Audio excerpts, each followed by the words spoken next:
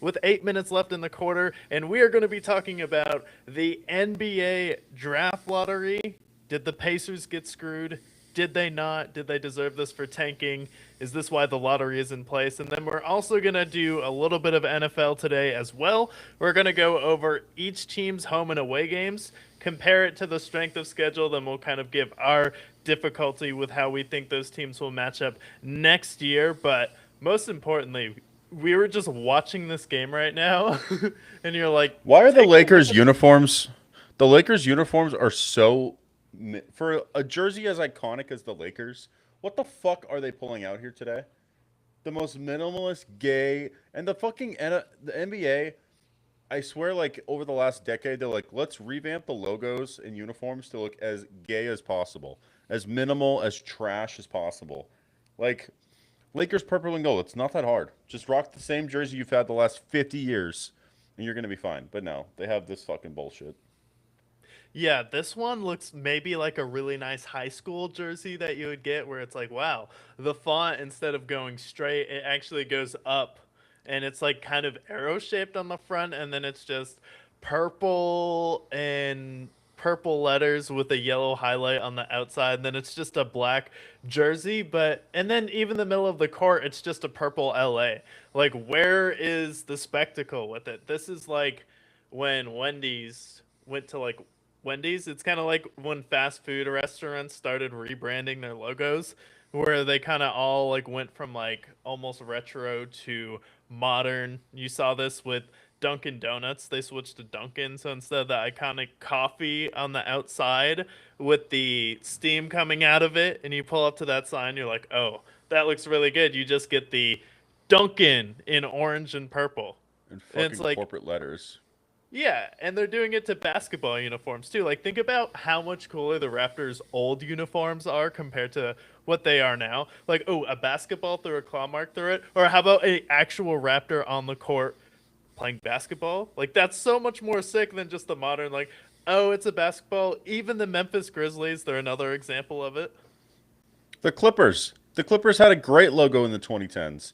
I remember the Chris Paul era. Like they had good uniforms, good logos, and then you look at it now, and they basically said like, okay, let's make the Nuggets logo, but without the Nuggets. Essentially, the Clipper logo looks rancid. It looks awful, and it's just like it's a fucking joke. And then really the only team that's like, actually, let's just make our uniforms good again. It's the Magic. Magic went through an era where their uniforms sucked, and now they actually look pretty good. Like follow the Magic's. We want to see like retro jerseys with a fresh take on it. Like the Magic have done great. Clippers, Lakers, get your shit together. Yeah, the Magic definitely because they have the pinstripes, which makes the uniform stand out. So it's something a little bit different. Honestly, Charlotte a little bit as well, and then Charlotte also Yep. has the honeycomb court. So like their basketball court looks unique, where a lot of these courts are kind of just doing like this white hardwood now where Boston has like the iconic parquet, the Hornets, the Chicago Bulls court is definitely a little bit different too. And now it's like we need to sell as many jerseys as possible, so let's just lazily slap some logos on it and then make it alternative colors. It's like the uniform, but it's not. Yeah, it's just a uniform, but with no personality at all. No interest at all. Just minimalistic and fucking lame as possible. So yeah, I'm not buying a Lakers jersey. That's what that sounds like. I mean, you're from New England, so you shouldn't buy a Lakers jersey in general, but Yeah, but like the Kobe people, the Kobe uniforms, shit like that, may be acceptable. But I wouldn't wear a Lakers jersey anyways. yeah, I've been to LA Kobe, twice. Meta World Peace. World Peace is the Derek only Fisher, acceptable jersey. Yeah, Eric Derek Fisher's all Fisher, right. Dwight Howard Andrew Lakers Bynum, jersey just for the meme. Steve Nash. If I wore a Steve Nash Lakers jersey in Phoenix, the pitchforks would be out. The one thing they care about here. A Marc Gasol Lakers jersey. Woof. Yeah. He was traded for his brother, and they were traded for his brother because I believe because it was the lottery in the draft that year, and then the Lakers needed a center because of where their situation was at. So two brothers ended up getting traded for each other, and now The trend seems to be if you trade for Anthony Davis, you get what? The first overall pick. Yeah, so we had the draft lottery. The Wizards came in with the biggest odds, 52% chance at a top four pick, 14% for first place. And this is how the draft order played out. We had the Wizards at number one, Utah at number two, which is the highest pick they've had since, I think, 1984. Wow, And then 1984. Really? it's been a long time since they drafted that high. Um, and then we had the Grizzlies at number three, Chicago at number four, and then Indiana Pacers gets fucked over. They need to have a top four pick to keep that pick. They fall to five, and now the Clippers have it. So essentially, they traded the fifth overall pick for what ended up being Zubac, which that Wow. hurts.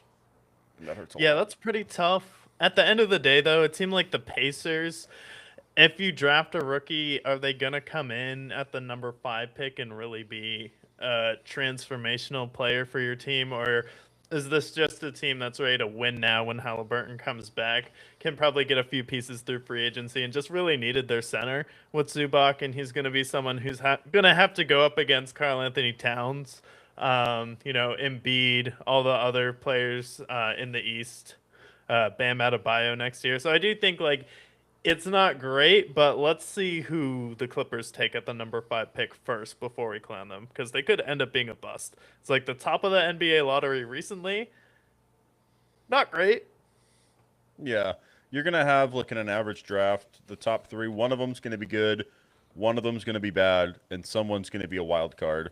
And we looked at the lot like the top five picks the last decade a few months ago, and we saw like especially of the last since 2020s, like the Ant draft. You have like Ant obviously has panned out, but then like the Anthony Ricochet draft, like that was a mess. So it's not guaranteed, and also a lot of these players aren't good for 3 or 4 years because they don't have the development from college. So it's like you're just getting a basically a prospect that you're going to throw in the G League. So the NBA draft just isn't what it used to be, honestly.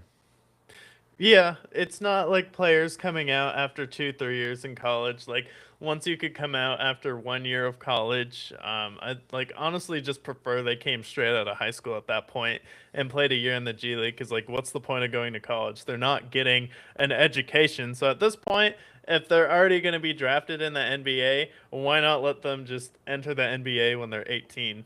Like if you're someone like Cooper Flag and you're going to be a 17-year-old playing in college basketball, that's going to be different. So, he's a minor. He can't be in the NBA, but anyone else, like, why can't you just go straight to the G League for a year instead if you're going to get drafted? Like, I kind of liked what LeVar did with LaMelo. He's like, no, we're just going to go overseas with him. He's going to play pro basketball. There's no real point in him going to college. Yeah, and it worked out in his favor.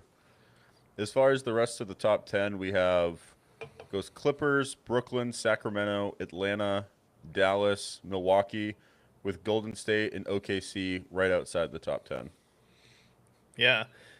Milwaukee at 10 could be interesting. Atlanta with the eighth overall pick. Definitely a piece they could look at trading. Their team this year came along pretty well, but they're just like a really big wing who can consistently score away. So it'll be interesting to see if they go for that in the draft or if they look at trading that eighth overall pick. Yeah, I can see someone like if Atlanta wants a nice wing, maybe calling up the Celtics potentially, see what they might be interested in acquiring one of the wings that we have, the Celtics have. Um, Milwaukee, that's another pick that could be on the move, especially if they're trading Giannis. Do they package Giannis and that 10th overall pick to move off of him? We'll see. Because I know the Milwaukee Bucks, it's not just the Giannis part that they want to deal, but some of the like Kyle Kuzma contracts, Miles Turner, some of the contracts that haven't aged too well for them, they're going to try to also move off of them as well. So I can see those potentially floating around that 10th overall pick. Because I feel like if you're not in a top five pick in the NBA, the picks don't really matter at that point. Once we get past pick five. Yeah, no, definitely not. And if I'm Milwaukee, I don't necessarily package that number 10 overall pick. I just see who's willing to give up their first round picks, and I'm probably going to get around 5 or 6 picks for him if we're trading that many for someone like Mikal Bridges. So I could definitely see Milwaukee keeping that one and hoarding just a lot of draft picks because they'll probably get at least 5 for Giannis. It'll probably be like Yeah, 3 second rounders and 2 firsts from someone. yeah, for sure. They're gonna get a pick haul. But it's interesting because like this is the last year potentially of the draft lottery system that we have now. Top four picks, top four worst teams, both have all have equal odds for the number one pick. Does any of these listings here surprise you as far as the odds going into it, how it ended up panning out? Do you think that anybody got screwed over with how the ping pongs fell? Like not as much as people have like in previous years. Um, I think it's good to see Utah at number 2 and Washington, and I feel like those are two teams that definitely deserve to be like number 1 and number 2. Like you mentioned, Utah hasn't had a top 5 lottery pick or top 3 lottery pick since the 80s at this point. And then Washington, they just traded for Trey Young, traded for Anthony Davis. So it's cool that they're able to get the number 1 overall pick, and they could potentially trade that because when you think about it with Washington, you have Anthony Davis and Trey Young together. If you have maybe a team who's not great and wants to add another young star and you can get a good amount of talent for it, I could see Washington using that pick to fill out their roster with maybe 2 or 3 players. 100%. Also, to correct it, it wasn't 1984. They haven't picked second since 1980 for the 1980. for the Jazz. Daryl Griffith from Louisville, who won Rookie of Right, the Year. Daryl. So good for him. But not a lot of ping pong falls. Golden State ended up exactly where we thought they would be.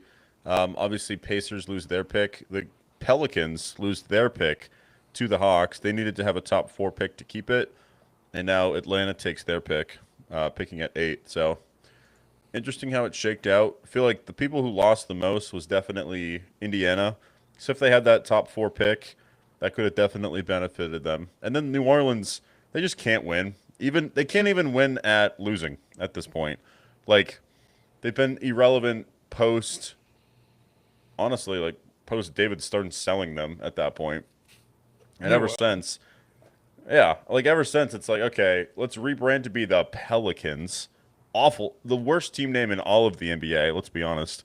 And then even in the draft, your team went, what was your record last year? 26 and 56. Your team was terrible. Zion Williamson is a bust. You have no other players around him. A disaster. And then you lose your pick. So you don't even, after all this losing, you don't even get to pick in the lottery at this point. Are they even going to pick at all? No, they don't even. They don't even have a first round pick. It's like, what are we doing, guys? Yeah, I am like, and that was the year the Knicks were supposed to get the number 1 overall pick, and they take Zion Williamson, and I am kind of sad that the Knicks never ended up getting to take Zion. Because imagine if Zion is what he is in New Orleans, but he was on the New York Knicks after everyone was hyping him up to be LeBron James coming out of the tournament. And they're like, he's going to be the next generational player. He was one of those really hyped up draft picks. And he's gone to the Pelicans and just been very disappointing because the most frustrating part is you see stretches where you're like, oh my God, you see top 10 superstar potential, but he just can't stay on the court. He's made a ton of money, so good for him. I mean, the Pelicans were dumb enough to give him a contract, but I just wish we get to see the timeline where the Knicks actually did get the number 1 pick and drafted him, and then we would have seen the you careful what you wish for if you're in New York. You didn't want Yeah, Porzingis; he was pretty good. You wanted Zion, and then he just would have probably set that franchise back another 10, 15 years. yeah. It's just insane because he's played like 50% of his games since coming into the league. But think about like for content wise, like seeing Stephen A. Smith, who you remember the video where they don't get the video. They don't get Zion, and he's just in his car. It's a black video, and it's just him fucking literally crying because they don't get Zion. But imagine we're 7 years later in the NBA, and Zion's main historical relevance is him impregnating an OnlyFans star, and being fat, basically. Like, that's what Zion's been known for so far, and dunking a bunch. That's about it. And imagine just the Stephen A. Smith rants that we missed out on because he ended up going to the Pelicans and kind of just has been forgotten ever since. Like, people don't really think about Zion all that often anymore because he's kind of a relic of the past. Yeah, If the we had him on crazy the thing Knicks, about him is he makes Joel Embiid look healthy. yeah, which is impressive because obviously we'll talk about the aftermath of the Knicks and Sixers series, but Joel Embiid, he struggles to get out of the Boston series, and then he goes to the Sixers. They go and face the Knicks and just get absolutely wrecked pretty much every single game. Also in this series, which I guess is a good pivot here. Yeah. So first game they blow him out by 40. Second game close. 108, 102. Blow them out by 20 points essentially in the third, and then a 30-point blowout. So basically, the Knicks the entire series just completely put belt to ass on the Sixers. Joel Embiid, the one game he's not even there is their best game, where it comes down to the fourth quarter. But every other game was done by halftime. Yeah, and the Knicks to me are the story of the NBA media falling for their own narrative over and over again. You know how many times in the 2015 era Cleveland Cavaliers when they were like, I don't know, they look really bad in the regular season. I think you know what? This could be the year where the Raptors or the Hawks take out LeBron because look at how they looked in the regular season. They weren't engaged. Whereas you look at this next team, what is different with this team versus last year? Like, oh, everyone's healthy. Outside of OG Ananobi getting banged up, you don't have Tom Thibodeau riding this team into the ground, and then the media regular season was saying, "Oh, well, the Knicks look off this year. Karl Anthony Town looks a little bit off." You know what that is? It's, "Oh, I'm getting paid hundreds of millions of dollars, and we've done pretty much everything we want to do with this team except win a championship. So we're gonna coast in the regular season and then turn it on in the playoffs." Like, how many times have we seen teams like the Knicks do this? Playoff teams kind of sleepwalk through the regular season and then they're fine. And then the media all season long was saying like, "Oh, I don't know, the Knicks don't look the same this year. They shouldn't have hired Mike Brown." And now they go out there and they go 6 games versus the Hawks, have two kind of stinkers, but ever since then, Karl Anthony Towns has been probably playing the best basketball I've ever seen him play of his career. And then Brunson is just nails at the end of it. Yeah, insanely clutch. You have Josh Hart, who gives you a boost there as far as the rebounding game. And I feel like their depth was something that they really hated on in the regular season. But I look at them, I'm like, okay, well, you have Brunson, you have Anunoby, you have Karl Anthony Towns, Mikal Bridges, Josh Hart, you have Jordan Clarkson there. Landry Shamet has played some decent minutes for them as well. Like, they have some good players here. Don't forget about Miles McBride either. Like, they have a good bench as well, so it's been paying out well for them. But honestly, if I'm the East, I watched the Pistons and Cavs game. That's going to come down to whoever plays at home in Game 7. But I think the Knicks are honestly, it feels like they're the favorites in the East at this point. They've been just so dominant. I mean, that Hawks series, there was 2 games where the Hawks had a game-winning shot. Congratulations there. But other than that, like, the Knicks have been just kind of dominating people front to back, quarter to quarter, for pretty much all of their postseason run so far. Yeah, and this was kind of the Thibodeau moment where we're like, Josh Allen can't win with Sean McDermott, and then we're like, this Knicks team will never go far and be able to win a NBA championship with Tom Thibodeau as your head coach because they kept breaking down and then everyone would get injured and they were just exhausted by the end of it. And now we're looking at Cleveland versus Detroit. Donovan Mitchell just had 43 points. That series is probably going to go 7. The Knicks are going to be like, damn, we're actually rested in the conference championship. This hasn't happened ever with this team. And then also, this is your second year with this full group together with Karl Anthony Towns. So when you think about it, typically you really don't start to click and gel to your full potential until you hit year 2. Yeah, and that's what they've done. I mean, so, obviously they had that huge Game 6 win against the Hawks, and really the Sixers series, there wasn't really any moment where I thought the Sixers were going to steal a game. Outside of game two, maybe if Joel Embiid plays in game two, there's actually a different story there. But throughout the entire series, we had Jalen Brunson have a huge game four as well. He had 22, 6 assists there. Karl Anthony Towns with a double double, gets 2 blocked shots in there. And then, honestly, on the other side of the ball, Joel Embiid just falls apart. Like we expected, he misses game two. He struggles in game three. Game four, he plays great, but Tyrese Maxey struggles a little bit. There's issues with turnovers in this series. Like, the Sixers just were outmatched front to back for this Knicks team. Yeah, and they just overpowered the Sixers. And the crazy thing is, it was like the Sixers beating the Celtics seemed like such an accomplishment for them. It was the first game seven that Joel Embiid had ever won. And then you get to the Knicks series, and it was like, wow, really beating the Celtics in the first round was the 76ers championship. And Joel Embiid was asked about, like, how do you feel like that season ended? Are you okay with it? And he's like, yeah, you know what? I'm just glad I'm not injured at the end of the season. So it's a good year for me.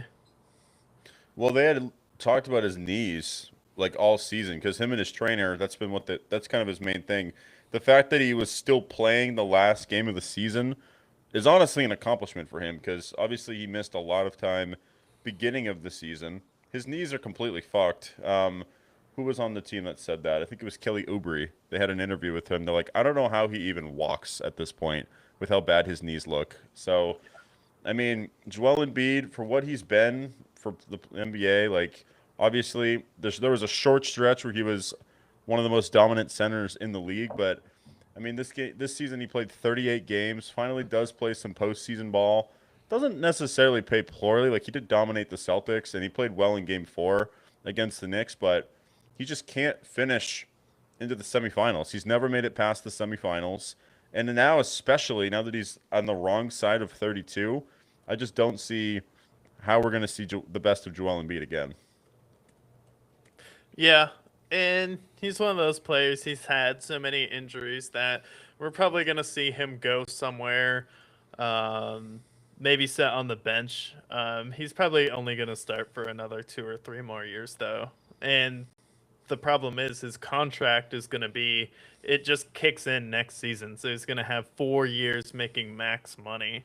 So he just really needs to make it to the end of that and then realize all the gains from it. But I think, seeing the Knicks versus the Sixers, you saw they're in a completely different class. And this is the Sixers' opportunity to decide, all right, we need to go ahead and then build around Tyrese Maxey and VJ Edgecombe and then see what we can get for Joel Embiid and Paul George. Because if you can't move off those guys, those contracts are just going to eat this team alive. They're only going to have $10.5 million to fill out 12 roster spots between the three of them.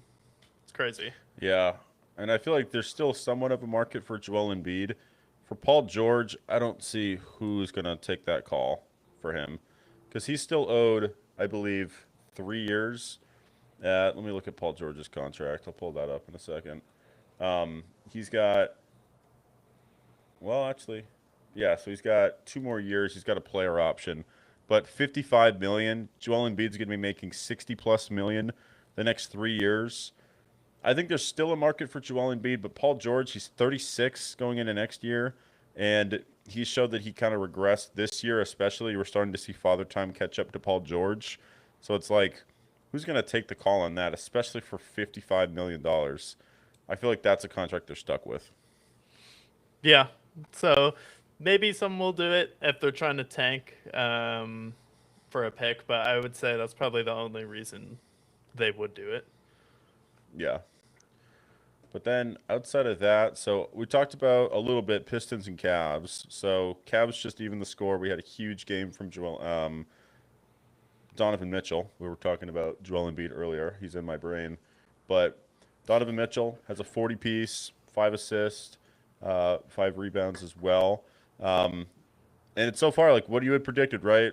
The home team won the first 2 games, the home team won the last 2 games. 2-2 series. We go back to Detroit this next game, so we probably know who's going to win that one. But do you still feel this is a 7 game series potentially? Yeah, I think this is definitely going to go 7 games. I mean, especially with how sporadic Detroit can be on offense sometimes. The craziest part for me about this Detroit Pistons run has been the fact that this is the only time I've seen Tobias Harris play well in the playoffs. Swear to God. I mean, he started out the playoffs and he was shooting poorly from three, and then he's been 11 for 18 as of late. So he's starting to shoot the three a lot better. His turnaround jumper has been on point and he's been able to get to the rim. So the fact that Tobias Harris has been the X factor for this team has been the reason why I've been worried about this team. But it's also like, okay, if he's gonna get streaky and then he's gonna have one great playoff run, we've seen NBA players do that before, where this guy's like a fringe star role player and then suddenly they explode and have like one or two career years in a row in the playoffs. So I do think Tobias Harris could be on that streak. Maybe he was just on a Philadelphia team where he just didn't really know where he fit in on the offense. So the fact that he's the de facto number two scorer can actually get in the rhythm helps a lot. But I do think Cleveland will be able to win game six at home. And then I think we'll have a really interesting game seven in Detroit. But I liked what I saw from James Harden in game four. And it's just so bizarre how poorly players like Max Strus and Evan Mobley and Jarrett Allen play on the road versus at home, especially their big men. Night They and day like difference. they can't be you can't be physical at like being 7 feet tall doesn't translate to going on the road in Detroit. And it's like Asor Thompson is pushing around Evan Mobley. He's like half your height. Yeah, it's ridiculous. This game he shot 6 of 11, only had 8 rebounds. For a guy that's a 7-footer, you got to have at least 10 rebounds. Did have 5 blocks in this game, but offensively, not getting it done. James Harden had 24 points. He got to the free throw line, got 11 assists, was the main facilitator. He played well. But really, outside of Donovan Mitchell and James Harden, nobody else really showed up for them. So congrats that they still pulled it out. But I'm looking at the Pistons this series, right? 111, 107, 109, 103.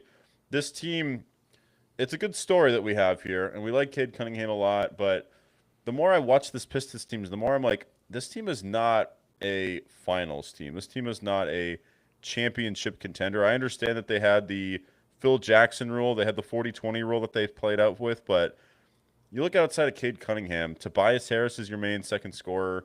Jalen Duren has played awful in these postseasons.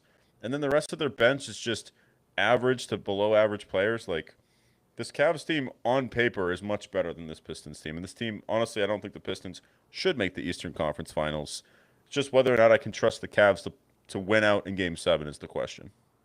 Yeah, and if they inevitably match up with the Knicks, if I'm Mike Brown, I try playing Mitchell Robinson and Karl Anthony Towns together because I think Karl Anthony Towns could guard Tobias Harris and he'd be a bigger player who can bother him. And then you're essentially going to have to put Jalen Brunson on Duncan Robinson, but then you're going to be throwing OG Anunoby and Mikal Bridges at Cade Cunningham, and they're going to have enough size to bother him. So, like, this team kind of reminds me more of those Boston Celtics teams with Isaiah Thomas type of realm versus, oh, this is going to be a team that can get to the NBA Finals.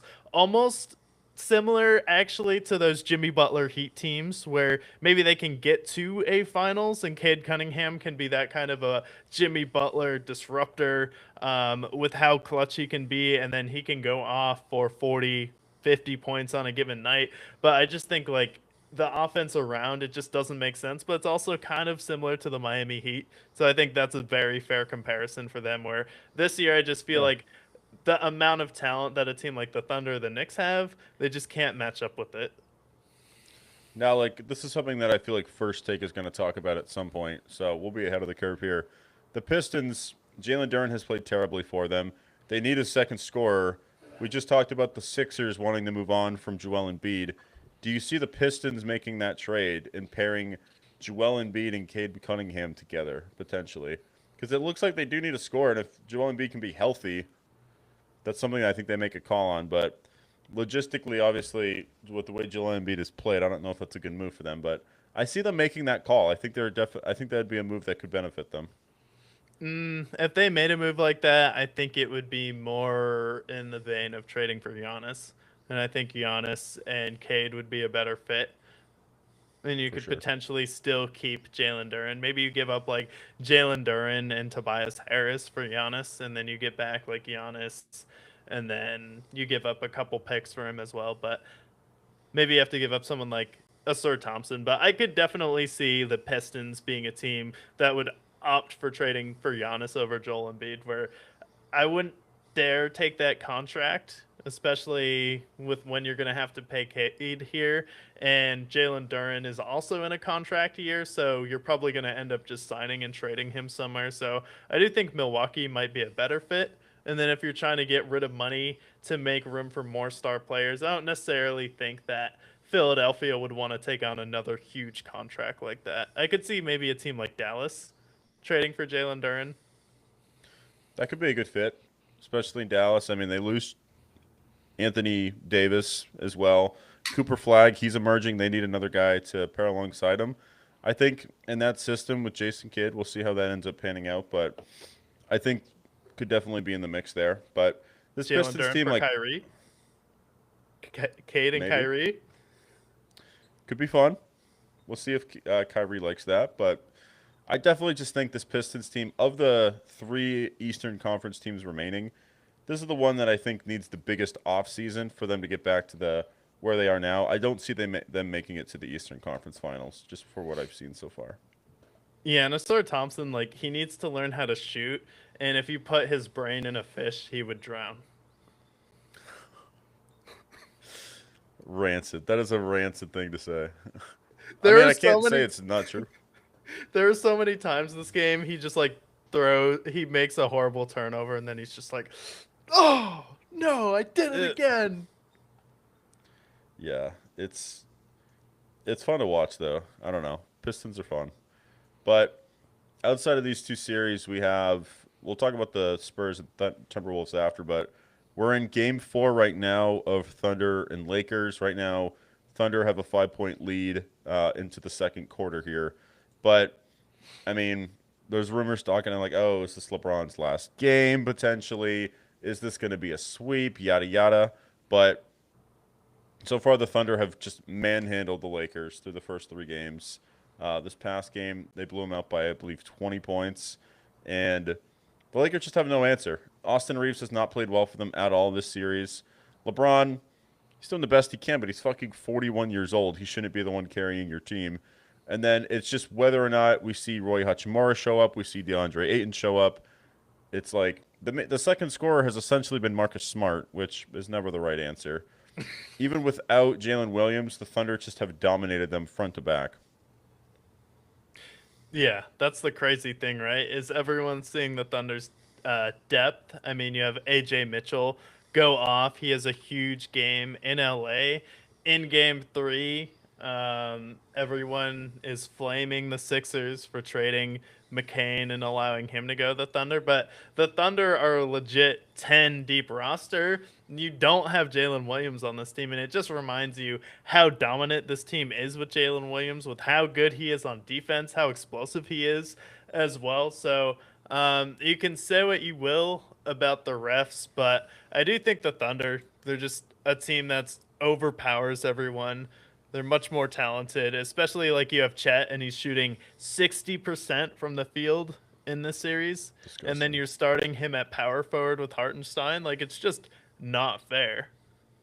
Yeah, and through the first seven postseason games, they have pretty much every single game has been a 10-point blowout or more. The only game that they have not beat them by more than 10 has been Game 4 against the Suns, where they beat them by 9. But every other game, they blew them out in Game 1 against the Suns, had a 13-point win in Game 2, 13-point game in Game 3, and then that Lakers game in Game 1 blew them out by basically 20, blew them out by basically 20 in Game 2, blew them up by 30 basically in Game 3, and now we'll see how this game ends up ending up. But of the first two playoff rounds, they've been easily the most dominant team. Them and the Yeah, Knicks. it wasn't close versus the Suns. They kind of let the Suns hang around, let Dylan Brooks do his thing. But this Lakers series, like I said, it was gonna go 4. I'm like, maybe Luka comes back, they can get a game, but it's looking like he never planned on coming back in this series at all. So I definitely thought this was gonna be a sweep from the start. But the real conversation has been the free throws with the Oklahoma City Thunder, and a little bit interesting here because Shea Gildress Alexander ranks near the top of the league in free throws at 9 attempts per game in the 2025-2026 season, but his volume is actually lower than that of past MVP level stars in their prime, such as James Harden. His peak was 11.8 free throw attempts per game. Michael Jordan, 11.9 free throw attempts a game. The perception of the abnormality often stems from SGA leading the league in drives to the basket, where he nearly is double any other star in the league. So it's like, say what you will about SGA like getting fouls, but he does drive to the basket and he doesn't just settle for jumpers like some of these other stars. And like I do think it's not fair to say like, oh, he's just a foul merchant when we've seen Michael Jordan do this in his prime, and then we've also seen James Harden shoot 11 free throws per game. Well, they changed the rules because of James Harden. Because James Harden was like when I think of original free throw merchant, James Harden's one of those people. I mean, he literally would shoot a three and jump into the other person, so much that they changed the rules to circumvent it, and we've seen James Harden not be the same player since then. Obviously, James Harden is a stud, and I'm not discrediting what he's done in the NBA, but they changed the rules because of him. I can't speak for Jordan. I wasn't able to see him play, but the thing with SGA, I think a lot of people hate is that he definitely does flop quite a bit. Like you see some of these clips where he's a little ridiculous. I will also say, like, we can say this about SGA, but like LeBron, we can look at, obviously, we talked about James Harden. Kevin Durant's been a flopper in the past as well. Is he the only flopper in the NBA? That's the thing. It's like he's the face of the league right now, so obviously it makes sense that the targets are on him, but is he the worst flopper in the league? I feel like he's just like the rest of them. Like he's smart. He knows how to play the game and conserve energy. Like he's an efficient player where yes, he has a sick mid-range game. He has incredible footwork. He's a good three-point shooter as well, but if the NBA is going to reward him for doing it, why wouldn't he do it? It's Yeah, like they're free exactly. throws. They're free, and you can do it. And it's like he's not the first player, as you said before, in the NBA to flop. And if the NBA is going to reward it, it's like you can't hate the Thunder for just taking advantage of it at this point. And it's like pretty much every team that is at the top of the league is going to get a favorable whistle like the Heat did in their era when they were dominating. The Golden State Warriors did when James Harden was really good. He got a good whistle. It's like, and the Thunder figured out if they just everyone fouls everybody on the other team at once on every play, eventually the refs just become desensitized to it. Yeah, exactly. But right now, looks like they're gonna beat the Lakers, and the Lakers will be done. Um, some of the mainstream NBA media has talked about LeBron, this potentially being his last game in the NBA. Before he ends up ending his 23-year career. Do you see this as the end of LeBron, or do you see this as something where and you and I both are on the same wavelength here. We talked about this off air, but LeBron officially retiring, or do you see him doing a farewell tour? I definitely see him doing a farewell tour, and I thought about this the other day. I do think that LeBron thinks about GOATs in other sports, specifically Tom Brady. He's like, damn, if Tom Brady can play till he's 45 in football, why can't I do that in basketball? And maybe his last 2 years, he doesn't play too much during the regular season, but I could see LeBron trying to go for Brady and playing till he's 45. Yeah, I mean, he has his other son, who's going into the NBA soon enough. I think there's 2 more years for him, and at that point, he'd be at 43 at that point. So you might as well play it out. He's still played well. I mean, averaged 20 points a game. He's played well in the postseason as well. So it's not like he doesn't still have it. So, and honestly, he didn't really miss all that much time this year compared to what we normally had seen previously. So I think that he should play till 45. He still has it. Play until the breaks fall off. I think it's more than likely the Lakers move on from him this upcoming year, and that's where he's going to try to have maybe a reunion with Miami or Cleveland. I think it would be funny to see LeBron in just some random ass uniform. Like maybe the Supersonics come back in 2028 and we see LeBron in a Supersonics jersey. Or it also would be hilarious to see LeBron in like a Wizards jersey next year, just peak cursed, playing with Anthony Davis and Trae Young. Could be a fun team. They have a first overall pick. I mean, I've seen crazier things. I think it'd just be funny to see LeBron just in a random ass jersey that we're gonna forget about in 20 years. Yeah, I think he'd want to stay in LA, and I do think if you trade LeBron for Kawhi and you have Luka Doncic, Kawhi on this team, maybe you trade Austin Reeves for someone who can actually play in the playoffs, then you'd probably have a pretty good team there. So I do think like if LeBron does go to another random team and the Lakers are like, yeah, we get you want to play more, but not here because we need to move on and build around Luca. It's like, well, I want to stay in LA, so I might as well go to the Clippers, and then you just swap him and Kawhi. Yeah, I feel like the Clippers probably wouldn't want that trade, but I do think that that'd be fun. Seeing LeBron in LA would also be hilarious. Seeing him play for the Clippers, pairing him with Bradley Beal. But yeah, I don't know. I think farewell tour is pretty inevitable for LeBron, as far as I'm concerned. I don't see him retiring quite yet. And he's gonna hit every city besides Memphis. Yep, and he made the right choice doing that. But that's essentially the NBA playoffs. And then obviously, last series is the Spurs and Timberwolves, which of the first of the four remaining matchups, that is easily the best matchup that we've had so far. Um, Last game we had a huge elbow to the face for Nas Reed. R.I.P. Nas Reed. Death to Nas Reed, unfortunately. We had watched game one when we were live last week. That came down to the wire. Spurs came back. They bounced back, blew them out in game two. Game three came down to the wire, finished it out. But Timberwolves taking game four, three more games remaining. How do you see? Do you still feel like this is a 7-game series, or do you think Spurs close it out? No, I definitely think this is going to be a 7 game series. I think the Timberwolves will definitely be fired up and ready to go, especially with Wemby coming back after that elbow. And I picked the Timberwolves to win this series before. I still think they can do it. The Spurs have looked better than them at times. Anthony Edwards isn't as healthy as I'd like him to be. But with that being said, Anthony Edwards has played big in this. Him and Nas Reed. Nas Reed looks like he's taken a step forward this year as far as his offensive game and being a really good defender. So I do think that the Timberwolves and Spurs will go to game 7 right now. And I think playoff experience is going to take over. And, you know, the Spurs are a young team, but I do think Anthony Edwards will be able to eventually will the Timberwolves to win the series.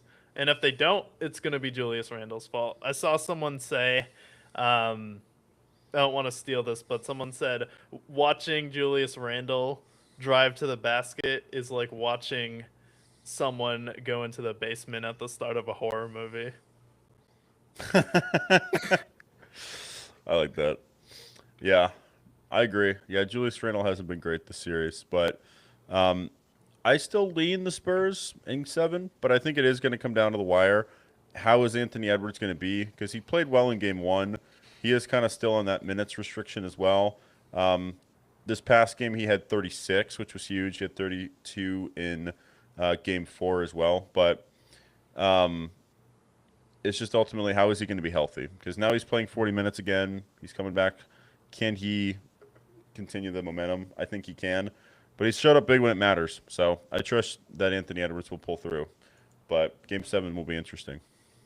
Yeah, and the Timberwolves have also missed Dante DiVincenzo a little bit after him getting injured in the first round in the series for sure. And we also haven't seen that same fiery Jade McDaniels that we saw in the Nuggets series. He showed up, was dominant in that series, talking a lot of smack, and then the intensity just isn't there against the Spurs. So we'll see. But that was just weird with Wemby. Like, he kind of flailed. Like, it didn't necessarily look intentional. It just kind of seemed like he was flailing with the ball and then hit Nasri in the face. But do you think he did it on purpose? And was that a dirty play? It definitely was a dirty play. I don't know if it was intentional, honestly, from what I saw, but he did kind of cock his elbow back to kind of dig into him, and it is playoff basketball. I'm glad he didn't get suspended. I don't think it was worthy of a suspension, but it definitely was a dirty play. There's no doubt about it. Yeah, it's Wemby's had like a very weird playoff run so far. He like fell on his face in the first round and then ended up missing a couple games in that series. And then in this series he got kicked out of the second game, but when he has started before that game, since February, the Spurs had only lost 3 games, and one of them was to the Nuggets, and only by 2. And it took the Nuggets in overtime to do that. So Wemby in the lineup has been extremely dominant with this team. So that's definitely the interesting case for this team. The Spurs do seem like they're like a legit power forward away because Julian Champagny starts, but he's just not that big. They have Luke Cornett who comes in, but the Spurs, like, their wings are big, but they don't necessarily have like those power forward type players that are they're gonna need to match up with against OKC for a 7 game series. Yeah, I feel like they're big, but they may not have the same strength that the Thunder has. So I still think if they match up against the Thunder, that the Thunder are gonna beat them. But yeah, probably looking at a Thunder and Knicks NBA Finals, and it's definitely looking like orange and blue. That's gonna be the color of the NBA Finals, and it's like two polar opposite cities too. Oklahoma City, New York. Yeah, exactly. Defending champs. I can tell that the Knicks fan base, Madison Square Garden for an NBA Finals game, doesn't really get much better than that. Maybe the Staples Center, but it's going to be huge for them. And honestly, like I don't usually root for New York teams, but I do think this Knicks team, you have Karl Anthony Towns, Jalen Brunson, all of that. The Knicks haven't won a championship since the 70s at this point. They've gone through a lot of suffering. They ran through Michael Jordan a bunch of times in the 90s when they were relevant then. So maybe now this is their moment that they can finally dominate the Eastern Conference, make the finals, and play competitively against the Thunder. I still think the Thunder can beat them, but I think that the Knicks can steal some games from them. I think that that would be a 6 game finals. Yeah, probably be at least 6. I mean, the Pacers took the Thunder 7 games last year. Thunder seem like a little bit more cohesive and like efficient this playoff run though, so they've definitely just been a machine. They might be the first team not to lose an NBA playoff game. I could definitely see them just sweeping every team. It's like they have the talent to do it. 100%. But it'll be interesting to see how the rest of the NBA playoffs pan out. Right now, we got potentially 2 sweeps and then 2 series that could go 7. But we'll keep you updated on how it progresses into that conference finals. But this is a football show first. And we're a little bit early on the schedule release. We'll cover that next episode. But the strength of schedule is still here. You have the schedule up for each team, who they're going to be facing. I have their strength of schedule. So I have this up in front of me here. But so we'll go through each of them here. But a couple other, if we want to cover some random NFL news as well, before we get into that, Aaron Rodgers is back with the Steelers, as we expected. How did you feel about that?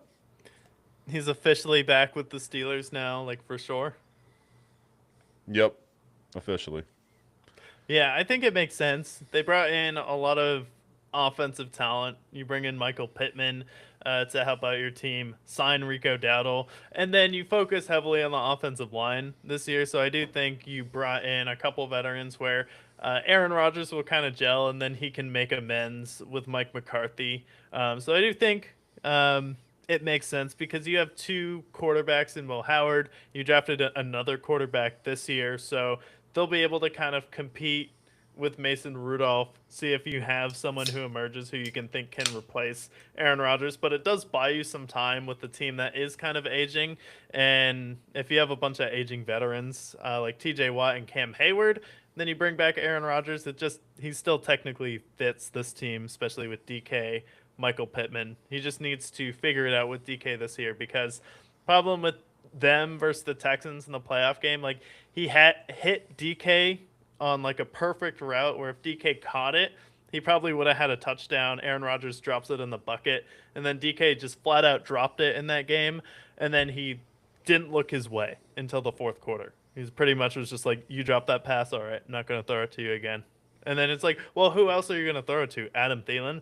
But now you have Michael Pittman, also drafted a receiver as well. So I do think Steelers should be pretty good next year with Mike McCarthy, and I could definitely see them going 9-8, 10-7 again, depending on the health of Joe Burrow and Lamar Jackson. That could help them win the division again. It's inevitable. It doesn't matter whether Mike Tomlin's there or not. A 9-8, 10-7 Steelers, inevitable prediction. They also re-signed their kicker Chris Boswell, 4 years, $28 million. He's getting the same average annual salary as Brandon Aubrey for the Cowboys, who just recently signed there. Boswell gets his bag, so good for him. One of the most underrated kickers in the NFL, as far as I'm concerned. Consistently is nailing 50-plus yard field goals, so worthy contract there.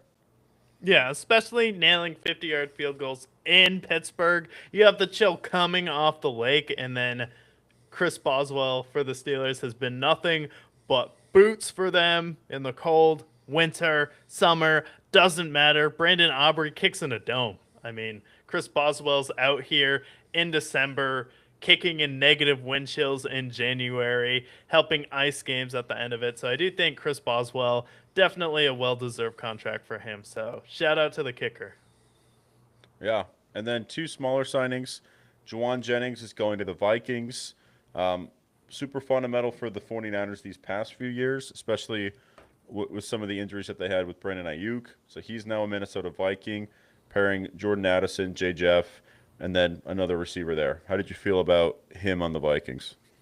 Yeah, I think that's a really good replacement for Jordan Naylor. You lost Jordan Naylor to the Raiders, and then you bring in Jawan Jennings. So I think that'll be a seamless fit, especially with Kyler Murray go along with Jordan Addison and Justin Jefferson. Have Hawkins in there. So I do think that's pretty much who you're looking to replace, and he's that type of player. Yeah. And then last one, David Njoku is officially a Charger. So good for Devin. Yeah, I mean, Njoku will be a good piece. Justin Herbert just needs more guys who can make plays. And so you will about David Njoku last year. Like, his quarterback play definitely made him suffer. If he's on the Chargers, I can definitely see him be more motivated to win. I mean, if you're in LA, you have the best weather possible. I mean, it's probably going to help Khalil Mack play another 10 years in the NFL, and it's going to be the California weather. So I do think getting out of Cleveland, getting a fresh start for David Njoku, having a quarterback who can throw him the ball, probably his first quarterback who can do that since Baker Mayfield. I think this is good for both teams because even if you don't hit on a wide receiver, you at least have another piece who you can know maybe he can make a play or two at the end of the game. Maybe he can be a good third down guy for Herbert. Yeah, I mean, he's led the Browns in receiving a few times since we saw Odell and Jarvis walk out of the building there. So I think he's an underrated tight end. He hasn't really had a great quarterback situation for most of his career. He goes to LA, and the Chargers have kind of cycled through different tight ends. They had Will Disley.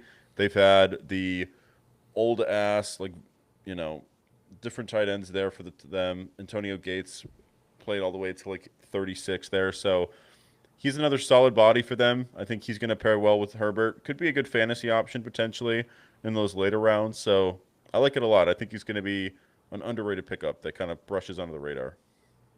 Yeah, but definitely a good pickup for the Chargers there. Any other NFL news we got going on? That's kind of the main news that I found. Yeah, outside of that, no other major signings. But we do have a couple of announcements as far as schedules that we'll plan to cover next week.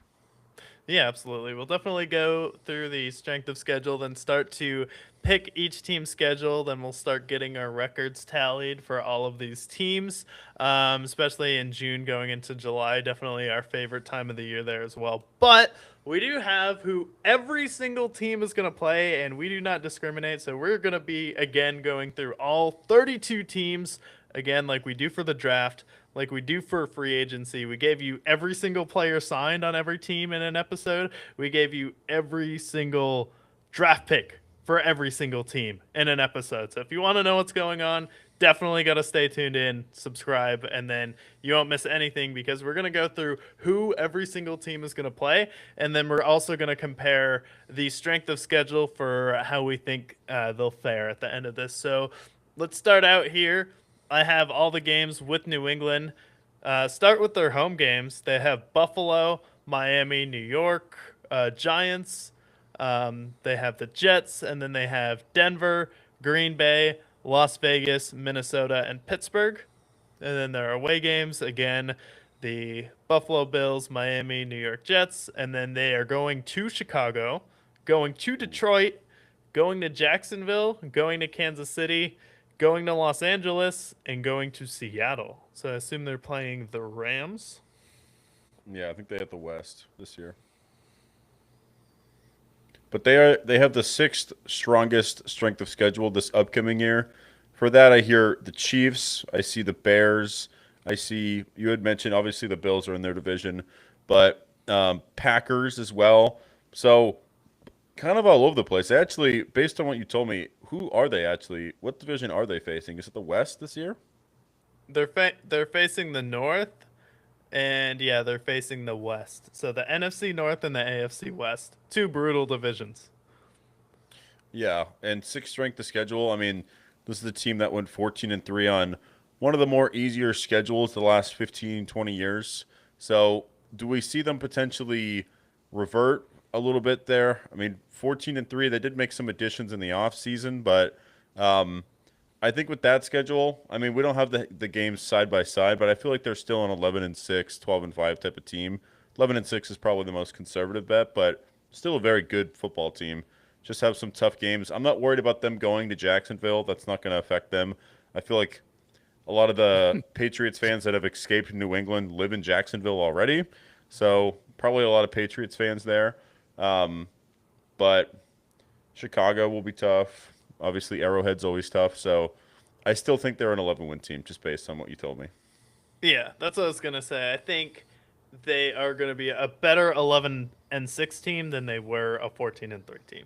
So they might be a wild card going into the playoffs because of they have the division winner schedule. I think that's why they're playing Jacksonville. But I do think they'll be a better overall team this year if Yeah, Mike Vrabel is 100%. still their coach. But Yes. then we have the Bills. The Bills again. They have their divisional opponents at home and away. And if you have to have me tell you that, then I don't know. But they are going to Baltimore, Chicago, Detroit, Kansas City, L.A.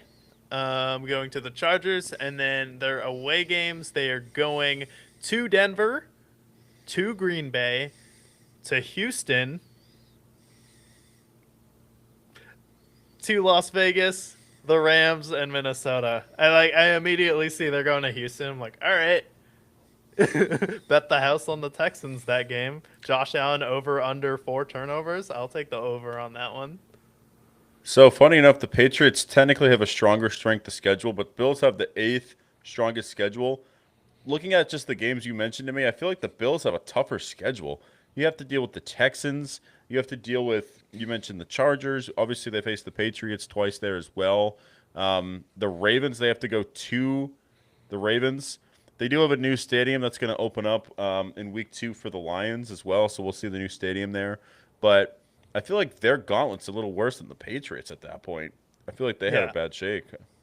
In Denver, in Green Bay, in Houston, which is Josh Allen's house of horrors. Las Vegas, I mean, that's kind of a neutral game. They'll be fine there. But they're going to the Rams and they're going to Minnesota. So it's not too bad, but like the main difference between the Patriots and the Buffalo Bills is that the Jaguars ended up winning their division and the Texans finished second in their division last year, and that might be the deciding factor on who wins the AFC East. Like seriously. Like the No. difference between having to play the Texans and having to play the Jacksonville Jaguars. That could decide this division. No joke. Yeah, and I still think the Bills are an 11-6 team as well, but that I feel like some of those schedules. I mean, depending on how it pays out, we could see a 3 or 4 game losing streak potentially in there, depending on how that schedule breaks down. But New at coach least we could know. start clunky. Yeah, I mean, this is a team that could be 10-7. They also opened their stadium with the Lions, who are a team that everyone's overlooked because they had a rough second half of their season last year. So, opening your stadium against Detroit, which, by the way, let's not forget how close Detroit is to Buffalo. It's really not that far from people. And Detroit fans are psychotic. Like, now that the Lions are good, Lions fans travel. And it's going to be the wintertime. They're going to want to get out of Detroit.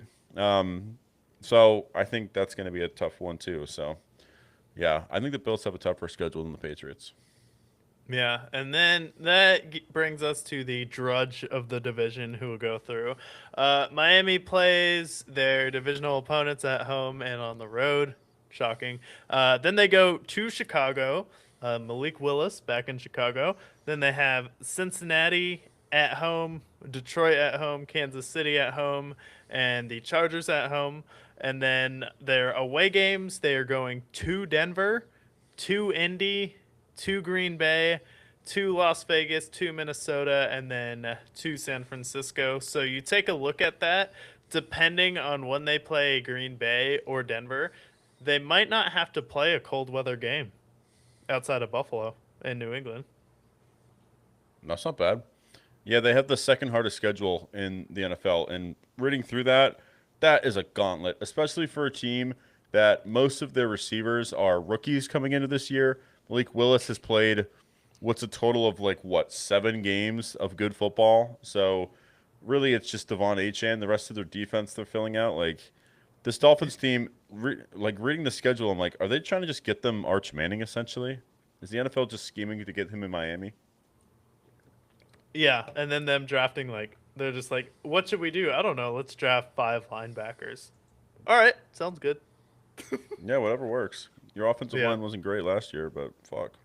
they're probably gonna roll out like 20 rookies this year at the end of the day, but they'll definitely probably have the biggest roster change of any other NFL team. But it'll be interesting for Miami. I think they'll probably be like, I don't think they'll be as bad as people think. Probably like 5-12, 6-11, and then we have the Jets. Had a big draft. People are excited about the Jets draft this year. At home, they play their divisional opponents. They also go on the road to their divisional opponents. But they go to Cleveland, to Denver, to Green Bay, to Vegas, and to Minnesota. Oh, sorry, those are their home games. And then they go to Arizona, Chicago, Detroit, Kansas City, to LA to face the Chargers, and then to Tennessee. Yeah, they have the 12th hardest schedule. I do think the Jets are going to be better. Like last year, they were what 3-14. Amari Cooper Jr. They got Kenyon Sadiq as well. Some of their defensive ads later in the draft worked out well. David Bailey could be a stud for them. So this is a team. Although their schedule is a little bit tougher, I think they can potentially double their win totals. I think 6-11. You have Geno Smith there. We'll see what they end up doing. Bailey Zappi's on the fold as well. So quarterback position's not great. However, I do think that defense should take a step forward, and some of their offensive weapons they get, I think, are going to be hits eventually. Especially Kenyon Sadiq. I think he's going to be a stud. I mean, why wouldn't the Jets trade for I'm blanking on his name right now. Mayo from Tennessee. The guy that they drafted 2 years ago. Oh, Will Levis. Will Levis. Why isn't Will Levis a Yeah, Jet right now? Like, I feel like the Jets, like, you want to trade for Geno Smith, bring him back to New York. You think that's going to work? But if the Jets went out there and traded for Will Levis, like, I definitely think he could be a player where he's going to be someone who's sneaky on the move, where he'll probably be a backup this year for Cam Ward. But I could definitely see him wanting another opportunity to start. Like, I can't see them just sitting him down and him being the perpetual backup, like in Houston with their situation right now. yeah. I don't either. I know the Jets drafted a quarterback in the fourth round, but their quarterback room is Geno Smith, Bailey Zappi, Brady Cook, and Cade Klubnik, who they drafted in the fourth round. If especially if some of these guys don't pan out in training camp, if you can pick up Will Levis for honestly, you probably could pick him up for free at this point because I don't think the Titans are dying to keep him. So, but I do think ultimately this schedule will be tough, but I do think the Jets can pull 6 wins out of their ass. Yeah. So it'll be an interesting season for the Jets there. But that is the East. We move on to the AFC North, where we have the Steelers, who finished 10-7 last year with a winning record, and their home games they play Baltimore, Cincinnati, and Cleveland, and they host Atlanta, host Carolina, host Denver, Houston, and Indianapolis. Okay, pretty Not tough bad. games. Probably win half of those, and then you go to Baltimore, Cincinnati, Cleveland, and then you go to Jacksonville, go to New England, go to New Orleans, Okay. Philadelphia, Tampa Bay, and Tennessee. So again, kind of a mixed schedule, but again, I see a 9-8 schedule in there for the Steelers. And and lo and behold, their strength of schedule is essentially 500. So they're literally their schedule is essentially 500. Yeah, I think 9-8, 10-7. I mean, you put a gun to my head. The last decade, it's been that same thing. So yeah, 9-8, 10-7. That's what we expect. So the AFC North gets to play both Souths this year. Good for them. So maybe that potentially, depending on how the Ravens or Bengals play, we could potentially be seeing the number one seed coming out of the AFC North. Potentially. And then we have the Baltimore Ravens, who finish 8-9, and they host Cincinnati, Cleveland, and Pittsburgh, and they host Jacksonville, the LA Chargers, New Orleans Saints, Tampa Bay Buccaneers, and Tennessee. So not too many heavy hitters coming to Baltimore. Like They no one have outside of New they Orleans. have they have one of the easiest schedules in 2026. It looks like they're ranked 24th in strength of schedule. So, I mean, I just said that I think the winner of the NFC AFC North could have the number one seed. And with that Ravens schedule, we're going to break it down next week for sure. But I think the Ravens have a chance to be that because I still think their roster is fairly complete. You still have Derrick Henry. Maybe they go out and sign someone like Tyreek Hill, who's still available, or Stephon Diggs if they want. Um, their defense is still legit. Made some moves on defense in the draft. So I think the Ravens could potentially be the number one seed. Yeah, and then they go to Atlanta, Buffalo, Carolina, Dallas, Houston, Indianapolis. So on the road, I really only see them having 3 losses at most. Maybe lose in Pittsburgh or Cincinnati, and then probably in Buffalo and Houston. But other than that, you should take care of business in Atlanta and Dallas and in Carolina. Yeah. I think like 12-5, 13-4. I can see that for the Ravens.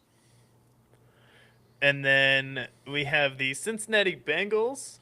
They host again Baltimore, Cleveland, and Pittsburgh. And then Jacksonville goes to Cincinnati. They host the Kansas City Chiefs, New Orleans Saints, Tampa Bay Buccaneers, and Tennessee Titans. And then on the road, they go to Atlanta, Carolina, Houston, Indianapolis, Miami, and Washington is their mulligan game. Interesting. They have the third easiest schedule according to 2026 scheduling. Um, I think their schedule is a little tougher than the Ravens, honestly, with some of the games that they have to go on the road for. But again, like Joe Burrow's health, they did go and address some players on defense. I think their defense should be better. I think the Bengals are going to be fun. I think they're going to be 10-7, 10-7, maybe 11-6. What game is hard on the road outside of Houston? I mean, they go to Atlanta, Indy, Miami, and Washington outside of their divisional games. Maybe it's the home game. You repeat the home games for me then. Yeah, home games, they host their divisional teams, and then Jacksonville, Kansas City, New Orleans, Okay. Tampa, and Tennessee. So not really that hard there either, outside of the Well, I feel Chiefs. like they got the Chiefs. Jacksonville can give them trouble potentially, and then Tampa. Yeah, Tampa's a little bit older now, but Tampa gave them trouble in the past. So I think the home games could be where it's a little bit tougher for them, but um, the Chiefs are obviously the biggest one to deal with. Yeah, week one, they host the. If they host the New Orleans Saints week one, then they get destroyed in the first round. Yeah. And then Cleveland.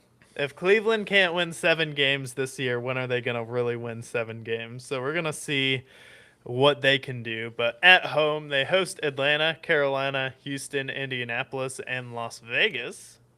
And Good for then them. on the road, they go to Jacksonville, go to New Orleans. That'll be an ugly game. And then they go to Tampa, to the Giants. That's their mulligan game. They go to the Jets and to the Titans. So weird schedule for a weird team. E- Easiest schedule in the NFL. And honestly, some of those last place teams got a lot better. I just said the Jets can double their win total. One of them is probably against the Browns. We have the Saints in there. The Saints could double their wins easily. Then the Giants also. Like you have three last place teams who got significantly better. And Cleveland, I don't know if they necessarily got significantly better. Easiest schedule, but I don't know. I think 5-12 is still very attainable for them. Yeah, so we'll see. They might even be a little bit worse this year, especially if they're trying to start Deshaun Watson. So that'll be interesting. And then we move to the South. And then we have the Jaguars at 13-4, who won the division. They host the Texans, Colts, and Titans. And then they have Cleveland, New England, Philadelphia, Pittsburgh, and Washington coming to town. Okay. And they go to uh, Baltimore, Chicago, Cincinnati, Dallas, Denver, and the Giants.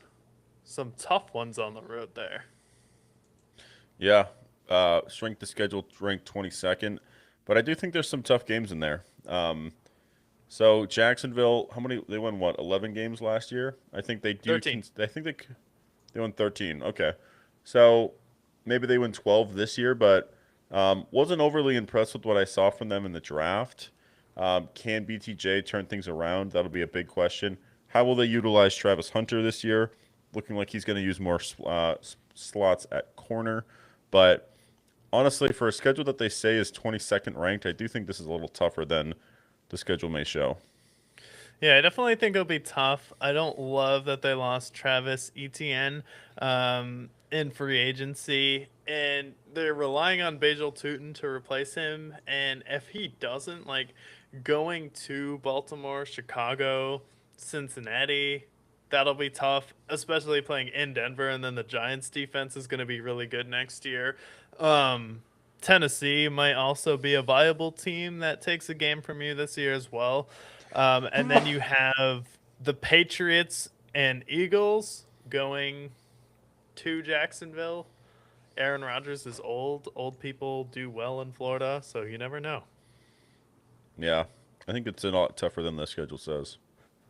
But after that, we have the Texans, and the Texans host the Ravens, Bills, Bengals, Cowboys, and Giants.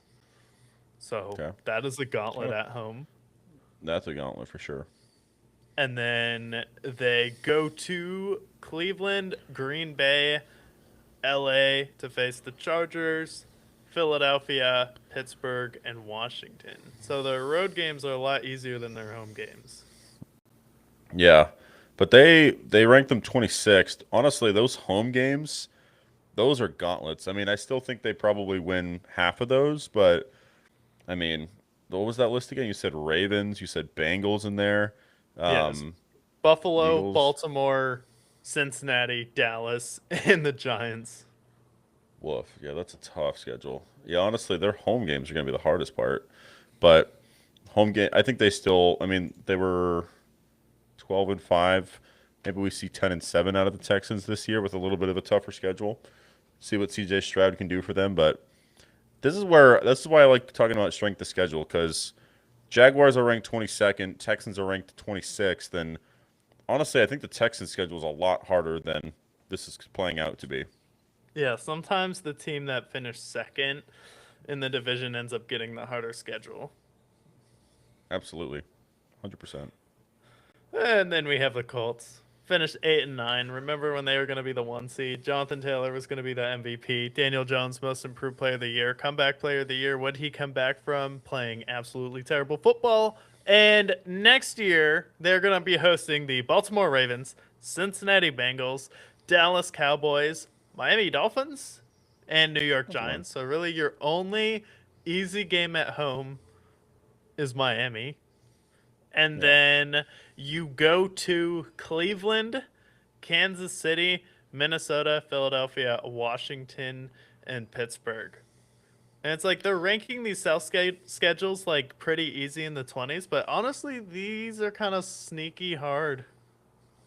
Yeah, especially for the Colts. Like, I don't see the Colts getting much better from last year. They collapsed last year, which is not a good sign for their coaching staff. Shane Steichen's absolutely on the hot seat. They traded away Michael Pittman. Jonathan Taylor's a year older. Daniel Jones is coming off of a massive injury.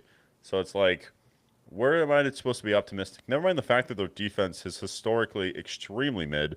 So this Colts team last year they were 8-9, but unlike this hot start we saw to begin the season where they had a lot of cupcake easy games, they don't really have that in 2026. Outside of that Miami game for the home games, maybe the Commanders if Daniels is hurt, but I feel like this is kind of a gauntlet for the Colts.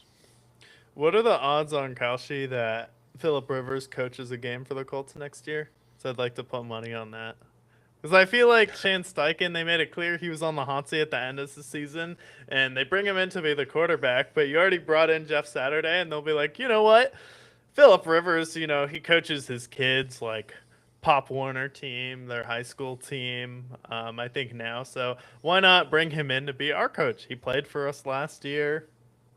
Makes perfect sense. Yeah, I'm actually going to look up what the betting odds for it. So I don't think it's out of the realm of possibility.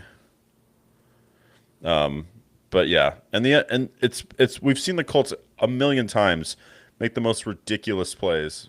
So I definitely see something like that happening in the near future.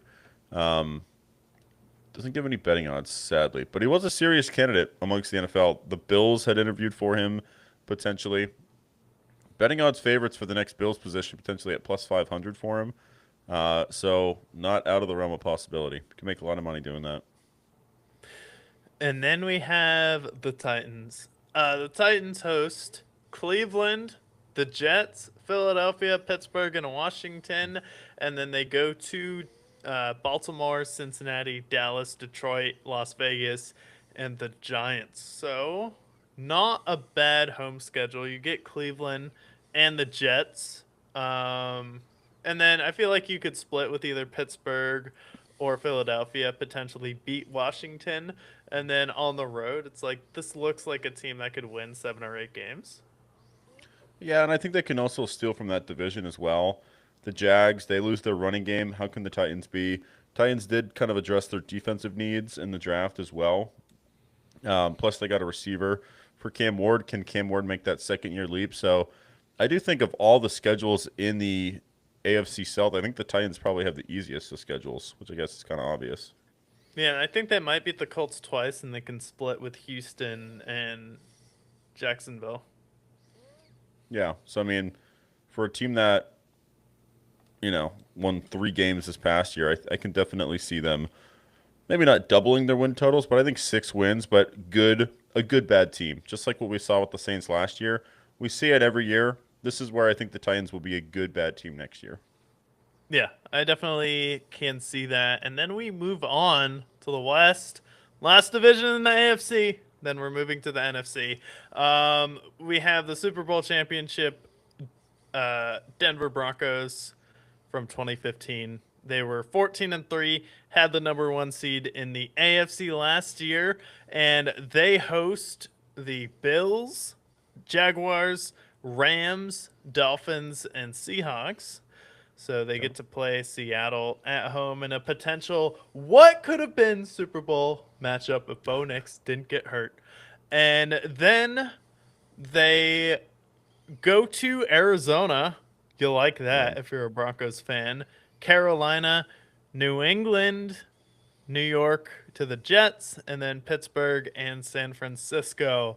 A little bit of an interesting matchup for the Broncos there, but I think they can keep it on. I still see 12 to 14 wins.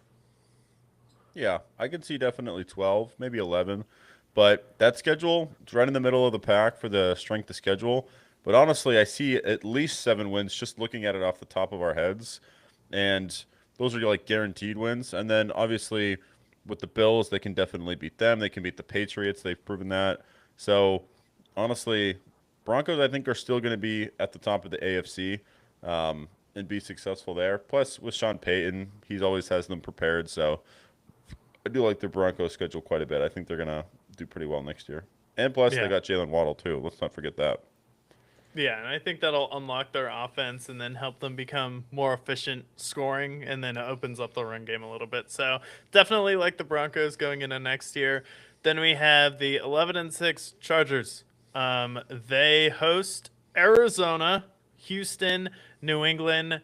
They host the Jets. They host San Francisco, and then they go to Baltimore, Buffalo, the Rams, Miami, Seattle, and Tampa. The game where they host the Cardinals might be the first home game that the Cardinals have ever had, actually, where they have more You know, fans than the other team. this is the Chargers game, right? Yeah, Arizona in LA. See, what you're forgetting is that Arizona Cardinals fans don't exist. Chargers fans, I know at least two Chargers fans. I don't know if I know any Cardinals fans. We go to the And Cardinals you live in games and Arizona. it's 90%. I live in Arizona. You would think I would see a million of them. No, I see a lot of Rams fans. I see a lot of Chargers fans. I see Patriots fans. I see Cowboys fans, Chiefs fans. Cardinals fans are nowhere to be found. So I'm convinced that Cardinals fans don't exist. So that's the one game where Chargers might actually have a home game. Yeah, but other than that, I mean, you go to Baltimore, Buffalo, to the Rams.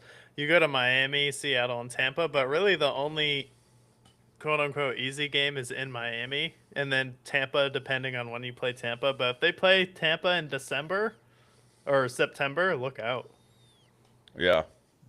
Yeah, kind of a tough schedule for them. Top 10 strength of schedule. So Chargers, though, I mean, they have a tough schedule historically, but I feel like kind of like the Steelers, but maybe less because they don't have the accolades for them. I feel like they're always consistently 10-7. They just are never taken seriously because they're the Chargers, and why would we take them seriously? Yeah, them and the Vikings are similarly perpetually good. Yeah, but now we can officially say that Justin Herbert has been in more pop star music videos than he has won playoff games. So that is a real statistic now. Is he actually in her music videos? He's in her most recent music video, and it's like some fucking Hallmark shit. So if you like Madison Beer and Justin Herbert, there you go. Eat it up. Yeah, I don't know if that's necessarily made for me, but maybe I'll find Doesn't out that. I don't think that's necessarily your calling. I don't think that's one you got to race to YouTube for. Yeah, if it's not on Rumble, I'm not gonna watch it. Right. And then after the Chargers, we have the Kansas City Chiefs. Finished 6-11 last year. Very disappointing season. Patrick Mahomes ends up tearing his ACL, but you signed Kenneth Walker, get some help in the draft as well. And then you get the privilege of hosting the Cardinals, Indianapolis, New England, the Jets, and San Francisco. And then you go to Atlanta, Buffalo, Cincinnati, the Rams, Miami, and Seattle. So kind of a tough schedule, pretty easy home schedule for them. Really, the only tough game at home is going to be Denver and the Patriots and probably the Chargers. But other than that, like San Francisco should be pretty good depending on where they play them. But on the road, you have Buffalo, the Rams, Bengals, and you're in Seattle. All very tough games, especially having to go to Denver as well on top of that. Yeah. I do think the Chiefs, though, are definitely going to bounce back. I think they are going to be a team that is maybe overlooked. Kenneth Walker addition is massive for them. Isaiah Pacheco just wasn't getting it done for them. So I still think they can double their win totals again, be 12-5, back to where they were. But going to Seattle, going to Buffalo, you mentioned them going to Cincy as well, all hostile environments for them. So those aren't going to be easy. So maybe we see an 11-6 Chiefs team, but definitely back in the playoffs is my prediction. All right. Last but not least in the AFC, we have the Raiders. All right. The Raiders host the Bills, the Rams, the Dolphins, the Seahawks, and the Titans. And then they go to the Cardinals, Browns, Patriots, Saints, Jets, and 49ers. You want to talk about a team that's going to travel? That Arizona game in Arizona, a 4-hour drive for those Raider fans, and there's like I would say that there's a million more Raiders fans, but a million times zero is still zero. So I'm not quite sure there. But that's a home game right there. Cardinals and Raiders. There's more Raiders fans in Arizona than there are Cardinals fans. That is not an away game. That is a home game. And also LA people too. Like, isn't it only like 5 hours from LA too? Yeah.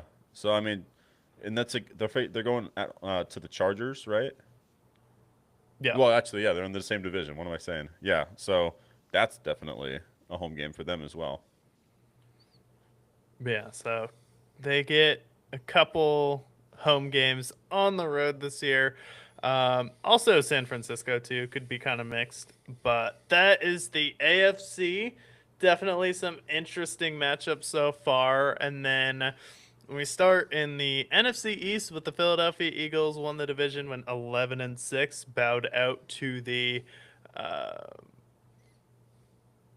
Niners. San Francisco 49ers last year, and then they host the Carolina Panthers, Houston Texans, Indianapolis Colts, LA Rams, Pittsburgh Steelers, and Seattle Seahawks. And then they go to Arizona, Chicago, Jacksonville, San Francisco, and Tennessee. So I feel like they got a little bit of a fairer shake on the road than at home. Yeah. And they're a bottom 10 strength of schedule team, ranked 23rd. I feel like their schedule looks fairly easy overall. Obviously, they're not going to keep A.J. Brown. He's out the door. But they still have a very good roster. And 11-6, I think they also got Mekhi Lemon to replace A.J. Brown. So, honestly, Eagles should bounce back. I don't know whether they win their division or not. I want to see how the Cowboys and Giants schedules look. But honestly, I feel like they have a pretty easy schedule overall for a team that was the team that won the division. Yeah, no, it should be interesting to see if they actually hit on a receiver because they drafted Devontae Smith. Is he going to be that number one? I don't think so. So, Makai Lemon, I worry about the name test because what do you call a car that doesn't work? A lemon. Yeah, so not great.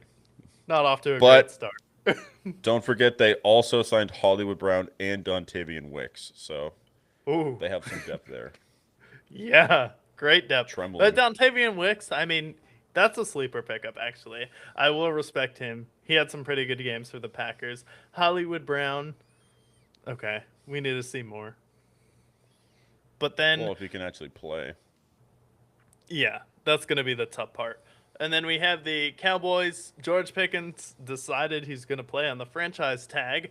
They went 7-9-1, but drafted a ton of players on defense, including two in the first round. And they are going to be hosting the Cardinals, Win. who they've had some bad history with the Arizona Cardinals as of late. And then That is they true. host the Ravens, Jaguars, Niners, Tampa Bay Buccaneers, and Titans.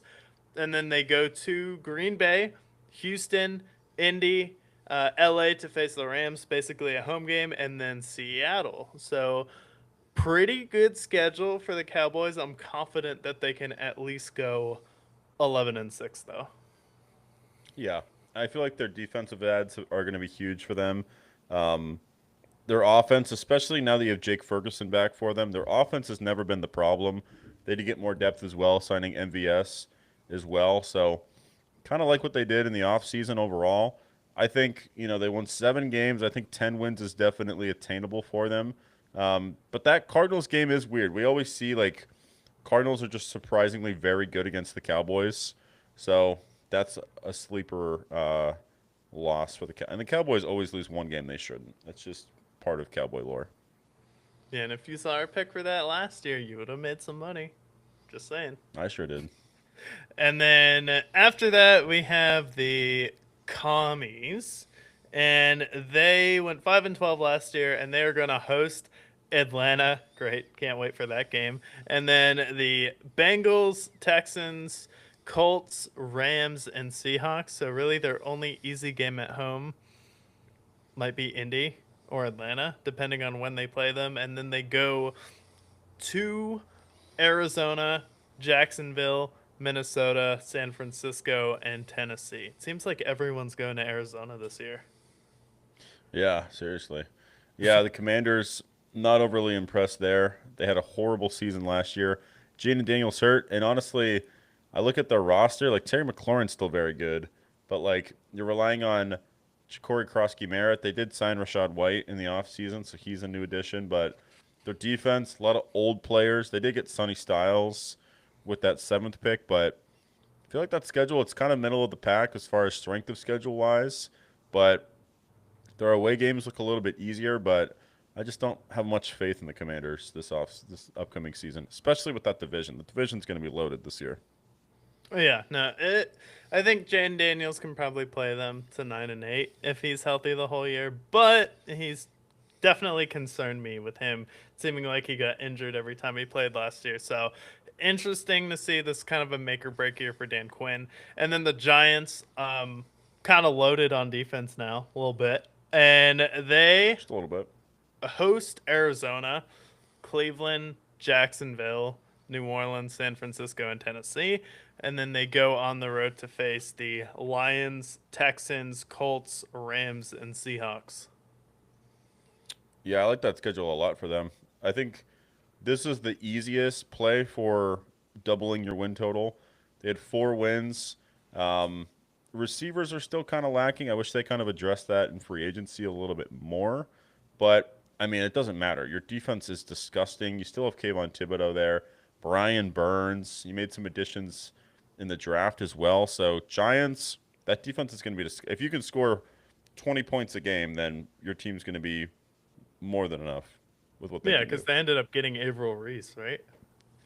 Yeah, Averill Reese, linebacker, alongside already having Brian Burns, Traymon Edmonds. You already have Kayvon Thibodeau there, so love that for them. Yeah, no one's scoring on the Giants next year. So honestly, you just need a guy or two who can make a play on this team, and I think they have that with Neighbors coming back and Cam Scatterbo. So honestly, Giants spam the 13-4 button. I think they're gonna flip their record next year, and maybe win the division. And then we have the North, and the Bears went 11-6 last year. They won the division, and they host Jacksonville, New England, New Orleans, the Jets, Philadelphia Eagles, and Tampa Bay Buccaneers. Woof. Holy cupcakes. If they beat the Patriots, they may win every single game at home next year outside of a divisional game against like the Packers or Lions. Yeah, Patriots could be tough. Eagles might be tough for them as well. Um, but it's funny because we haven't talked about the away games yet, but they technically have the hardest strength of schedule in the NFL this year. But they go to Atlanta, Buffalo, Carolina, Miami, and Seattle. So it's like maybe they lose to Seattle. I think they can beat Buffalo, but like Atlanta, Carolina, they have a tough strength of schedule because of their division. Yeah, but I feel like in their division they can split with all three of those teams. So I mean, they lose 3 of those games there. I feel like the games that we talked about, maybe they lose another 2 games, but 12-5 for the Bears for how good they've been.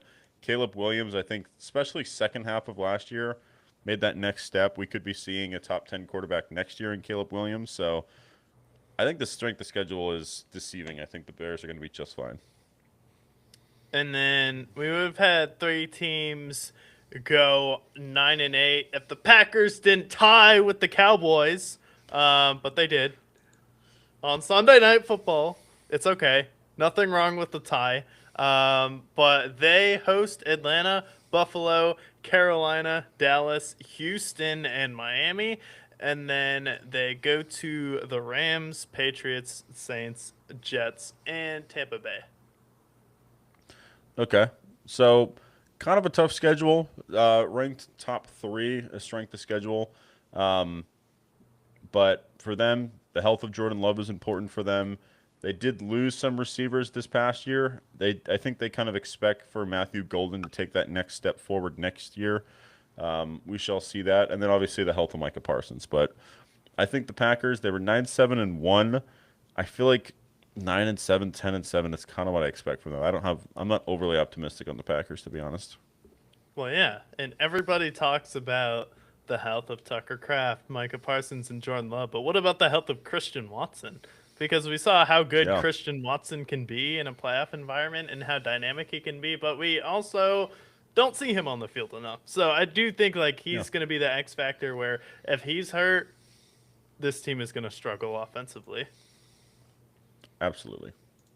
But then we have the Vikings, seemingly always very good, and the Vikings host Atlanta. We get a rematch with Buffalo after they had one of the best games of regular season games of all time a couple of years ago, and then they host Carolina, Indy, Miami, and Washington. And then they go to New England, New Orleans, the Jets, San Fran, and Tampa. So again, the road games not too difficult. Yeah, I mean 9-8. I think they're 10-7 based on what I hear there. We'll see how their schedule stacks up, but the receiver core is amazing. Kyler Murray, I think, is going to be an improvement from what we saw from J.J. McCarthy, and then their defense with Brian Flores was playing top 10 defensive football last year before the season kind of fell away from them. But this is a team that I think could be a sneaky wild card team, and I do think we are going to see a better version of Kyler Murray than what we've seen the last 3 years, especially because it's on somewhat of a prove it deal. So I think we see Kyler Murray start to see old flashes. Maybe we see a closer version of like a 2021 Kyler Murray than what we've seen in the previous years, as long as he can Yeah, stay healthy. yeah, Kevin O'Connell's been cooking with his quarterbacks the past 2 years as well. So I do think they should be 2 wins better with Kyler, to be honest. So I do think they should go 11-6. And then we Yeah. have the Lions, who a lot of people are overlooking, and they host New England, the Saints, the Giants, the Jets, the Bucks, and the Titans. Not bad, not bad at all. And then they No. go to Arizona, Atlanta, Buffalo, Carolina, and Miami. So honestly, that's not really a difficult schedule outside of your division. Yeah. One of the weakest strength of schedules, fifth weakest schedule in the NFL. And I smell a lot of wins in there that you mentioned there. You mentioned we have the Jets, you have Miami in there, you have Indianapolis in there. So, I mean, outside, as long as they can Tennessee, survive their Tampa, division, Arizona, Tampa, Atlanta, Miami. that's even more. So 9-8 last year. I think they get back to over 10 wins. I think we could see a division where we have three teams potentially have 10 plus wins or more, especially because you also have the Bears in there. Yeah, this entire division. Who's going to be the lame duck in this division? We don't know. Everybody had a winning record last year, and I think it could carry over into next year. Yeah. And if it's the lame duck, it's going to be the Packers because of their injuries. But I do think the Lions, they address their needs. Kyler should be better with the Vikings, especially since he's playing on a prove it deal with Kevin O'Connell. So fascinating, fascinating division there. Then we move to the South, which isn't as great. We Not as have the fascinating. Carolina Panthers, who won the division with a losing record. We have the total opposite of the AFC North. We had 3 teams who went essentially 9-8, with the Packers exception tying to the Dallas Cowboys on Sunday Night Football. But the Panthers, the Tampa Bay Buccaneers, Atlanta Falcons all went 8-9, and you could say that the New Orleans Saints probably finished the season the strongest, and they finished at 6-11. But we start with the Panthers, and they host the Ravens, Bears, Bengals, Broncos, Lions, Seattle, Oh my and then they God, go to Tampa, Cleveland, Green Bay, Minnesota, Philadelphia, Pittsburgh. Holy shit. They're going to get that crushed. that is a brutal schedule. It Oh says my it's top 10, god. but I think it's honest. This might be the toughest schedule so far For that we've talent, covered. it's the hardest. Talent to toughness, this is the hardest schedule in the NFL. But poor Bryce Young. Absolutely. Yeah, and they honestly didn't really impress me with their draft either. And I mean, I feel bad for Dave Canales because he's coached his ass off, and honestly, they've exceeded expectations with him. But I mean, good lord, especially the home stretch that you talked about. Oh my god. So the There's no easy Panthers, home games. yeah, they don't have any easy home games. Their away games aren't any easy either. Honestly, they're going to be facing their division and be ecstatic at that point. Like, oh my god, I only have to face the Falcons, Bucks, or the Saints potentially. Like that's going to be what they're excited for. But oh my god, that is a brutal schedule.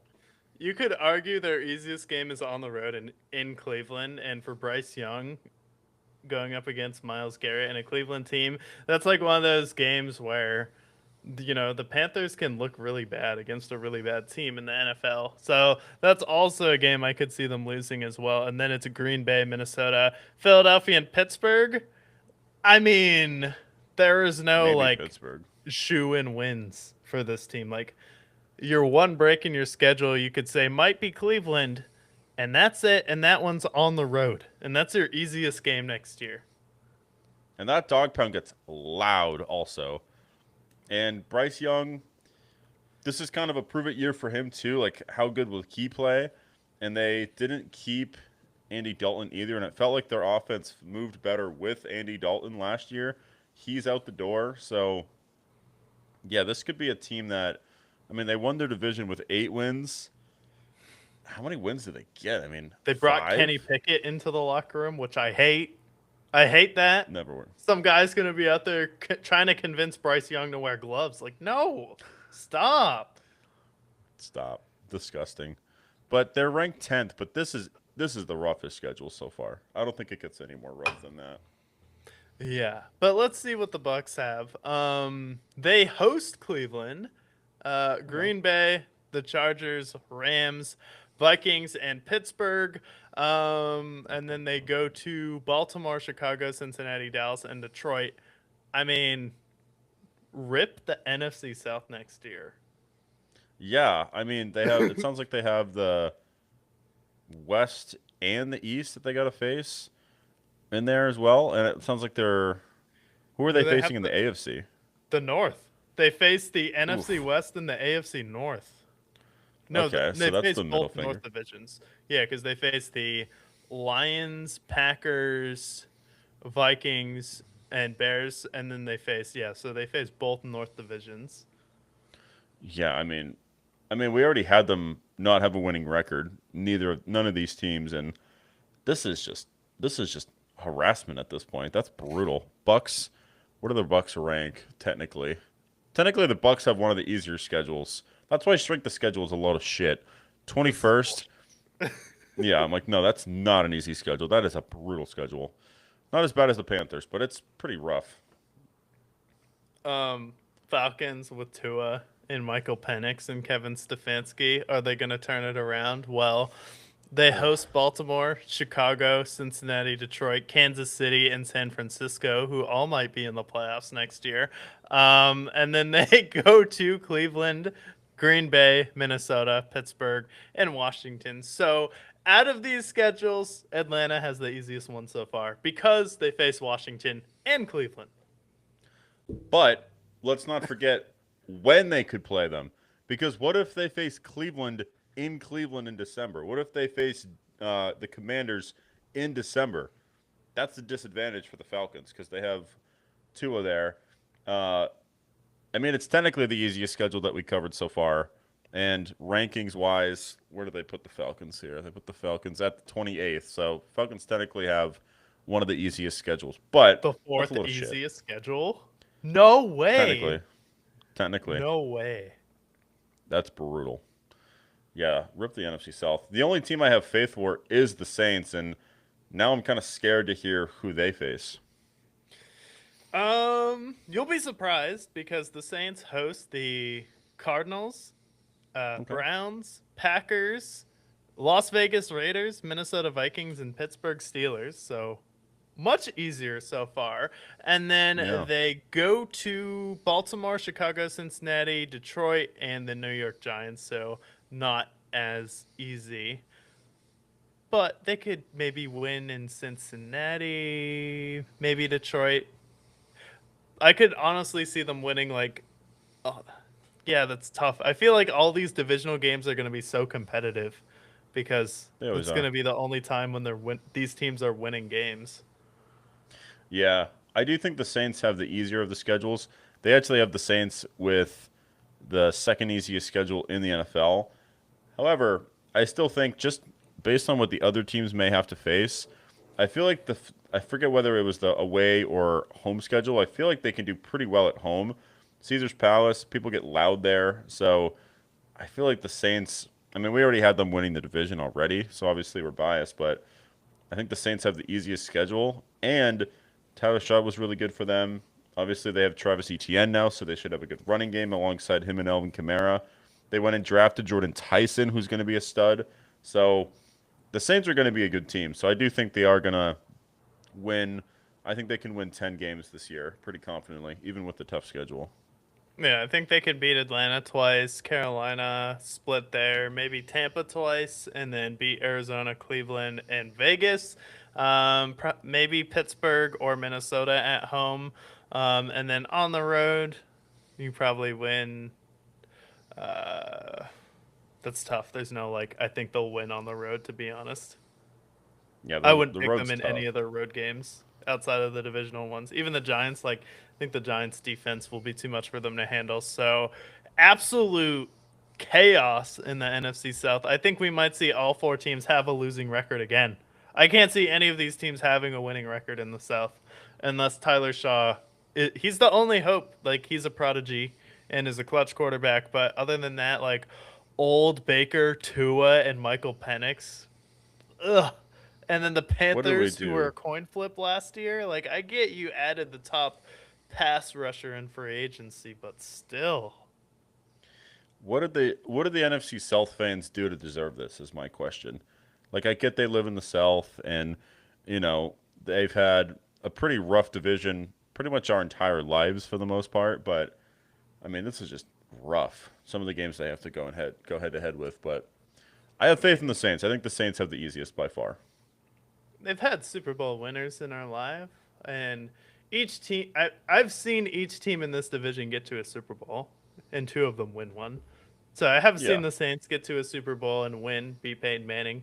I saw Brady get to the Super Bowl, and then we saw the 28-3 Super Bowl, and then we saw the Cam Newton Super Bowl, which is more on par for the NFC South traditionally. I feel like.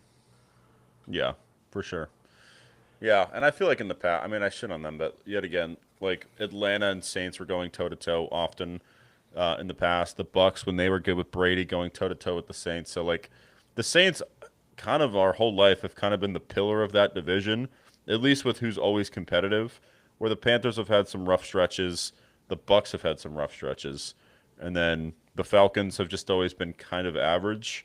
But with now they have Tua and Michael Penix, just two Spider-Man memes together. So I don't know how I feel about this division, but I do think the Saints are the only team that could have a winning record, for sure. Yeah, they've been the most consistent team in the South for sure. 100 And then 100%. we have the West, the NFC West, that is. And then we have the Super Bowl champion, Seattle Seahawks. And they are going to be hosting the Chicago Bears in a what could have been NFC championship matchup if, the Bears went for it or took the points instead of going for it on fourth down each time. And then they host the Cowboys, Chiefs, Chargers, Patriots, and Giants. And then they go to Carolina, Denver, Las Vegas, Philadelphia, and Washington. So not a bad schedule at all if you're Seattle. Yeah, I am still worried about some of the players they lost in free agency. I think Zach Charbonnet coming back from injury. They did draft Jadarian Price, so that should be interesting for them. But still have a good defense, so I still feel like they're still going to be at least competing for the wild card, but not as bad of a schedule as you would expect for someone who is a division winner. So that's an optimism for the Seahawks for sure.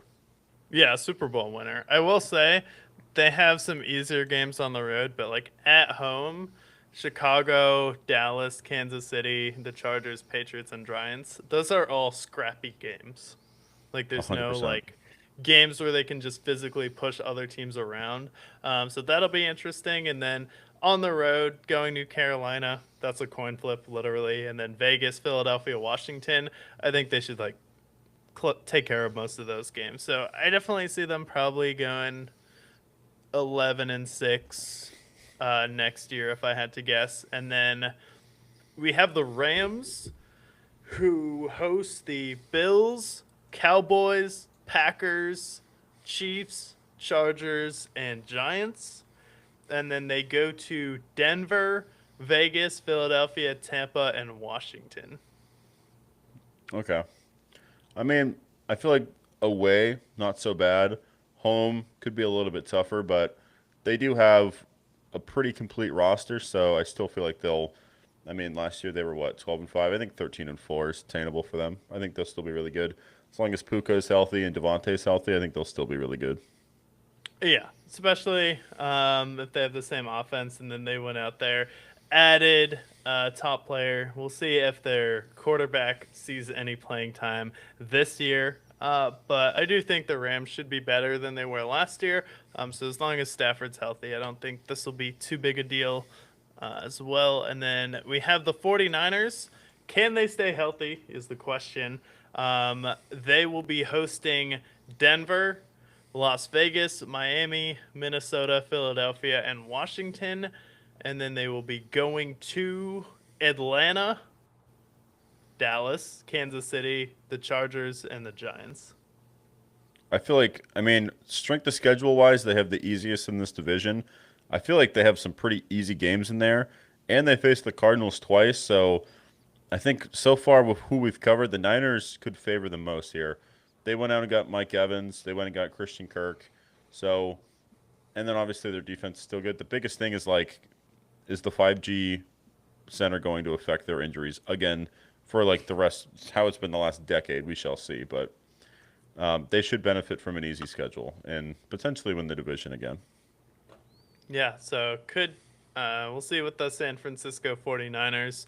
They can get back on top and then get something for Brandon Ayuk, or if he'll come back and play next year. And then we have the Arizona Cardinals. Oh, the Cardinals. They host Denver, Detroit, Vegas, the Jets, Philadelphia Eagles, and Washington.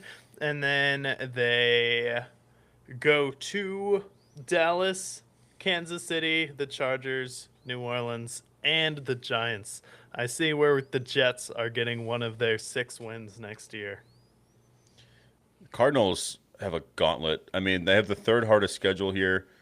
And I mean, their offense, yeah, they got Jeremiah Love, and yes, they have Trey McBride, but I mean, this is the team that should be favorited to get Arch Manning next draft because they have enough players in place that whoever ends up getting drafted by them should have a nice offense around them. But I mean, not only do you have the hardest division in football, but then your schedule on top of that's even harder. So the names that you just listed, I smell 3 wins there, and that's being generous, and that's including a win against the Cowboys. So I think we're going to see another 3-14, 4-13 type Cardinals season. Just a tough one. Hopefully for them that they're a good bad team. That's what we can root for them. Yeah, definitely, hopefully, an entertaining, good, bad team for them. Yeah, but so far the toughest schedule we covered definitely the Panthers. That's got to be the toughest schedule in the NFL. Yeah, that seems like it's going to be an absolutely brutal one. I mean, I get you went out there, signed a top pass rusher in the offseason, and then you added to your team a little bit, but you were a coin flip last year, and you're kind of just started out slow. Teams kind of slept on you a little bit, and then it was literally a coin flip for this team every other week.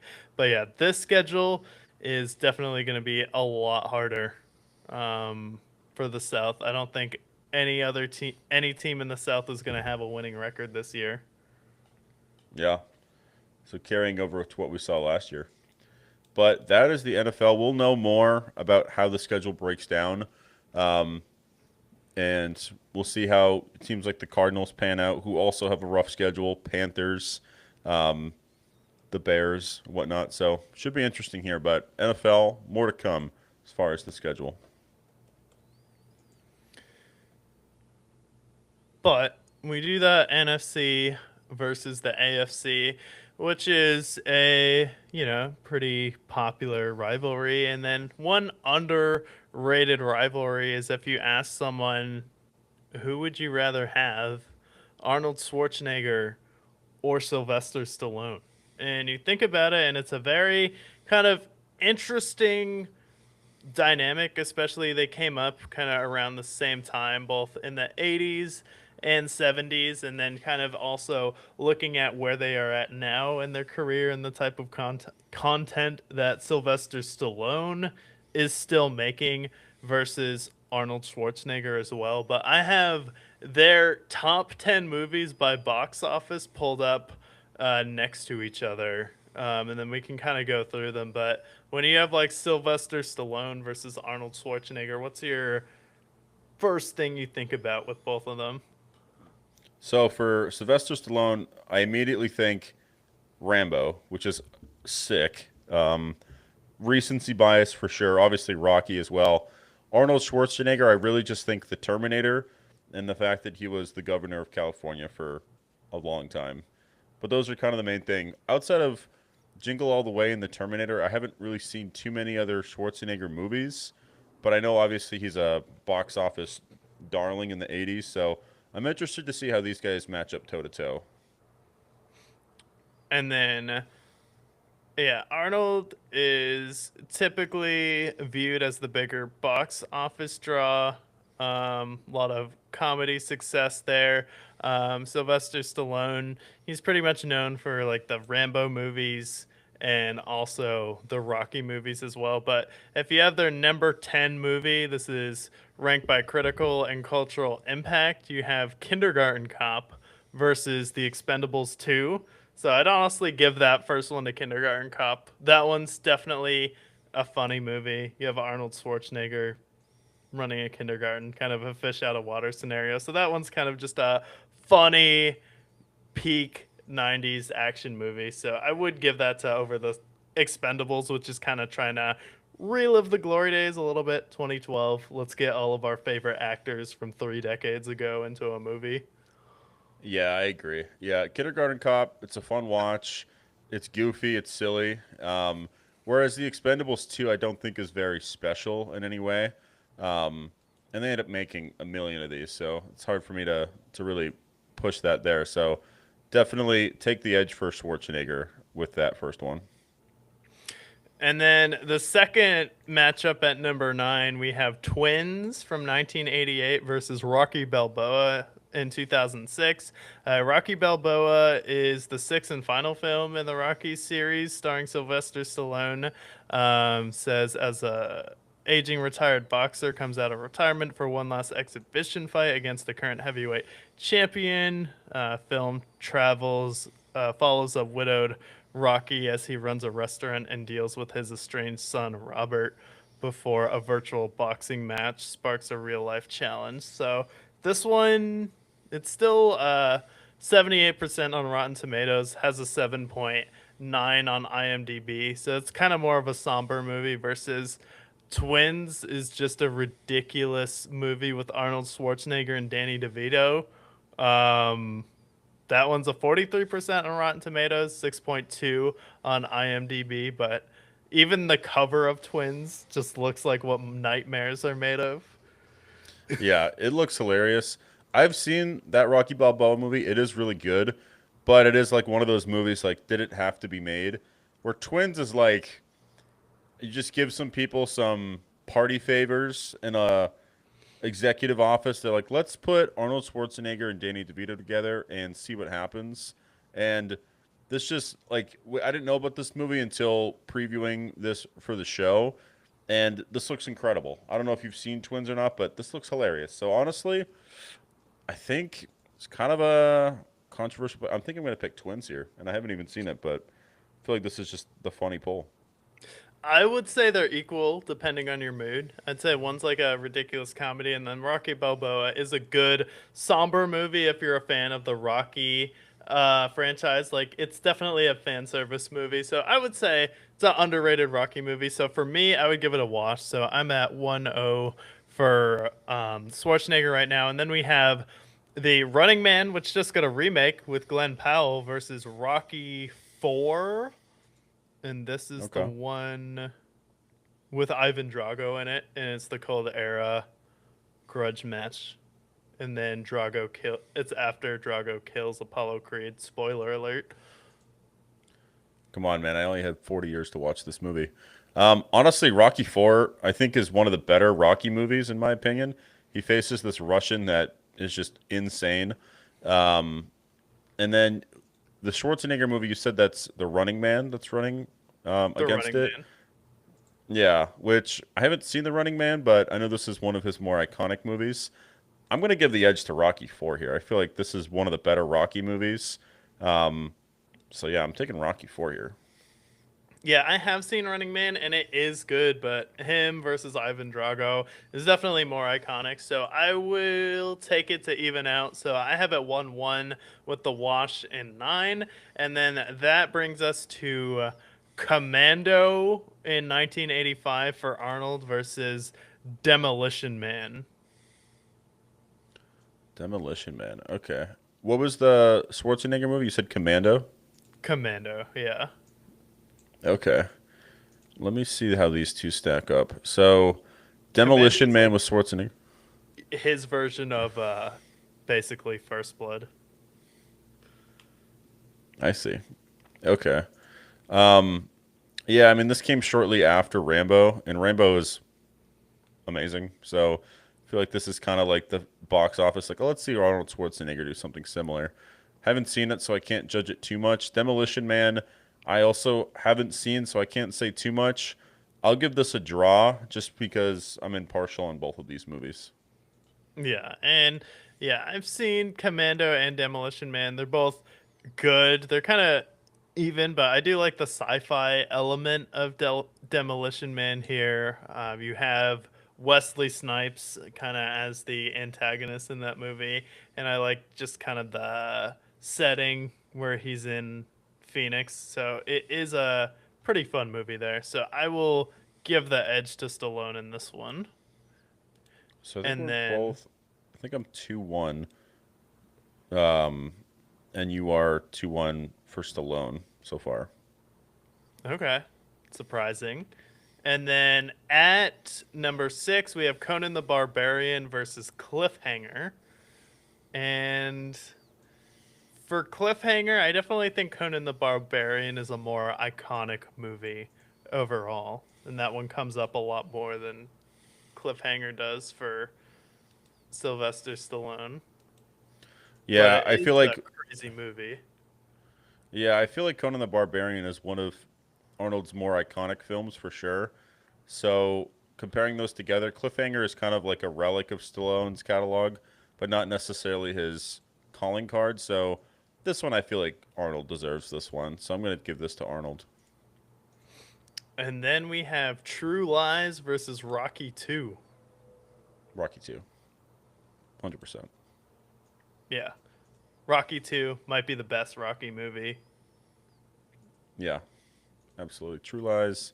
This is one of the older. This is a detective movie. It looks like a little bit of a comedy, from what I see here. It's well rated. It has a 77 Rotten Tomato score, 7.3 on IMDb. Looks like it won a Golden Globe as well. So, directed by James Cameron, but yeah, I mean Rocky 2 is iconic. So I can't not pick that. And you know the crazy thing about this too is it was written, directed by, and starring Sylvester Stallone in Rocky 2. I don't know if you know that, but No, that's something that Schwarzenegger never did. he directed Rocky 2. Yeah, it says Rocky 2. It's the sequel. Didn't know he And it was directed written, them. directed by, and starring Sylvester Stallone. That's sick as hell. I didn't know that. Yeah, and it ended up making. It was on a $7 million budget, and it made $200 million at the box office. That's crazy. Like, is that adjusted for inflation or it made $200 million in 1979? It made that much in 1979, which is huge. Holy. On a Yeah, like $7 million budget? yeah, I wonder that's how much insane. Arnold made for True Lies. I'll look it up.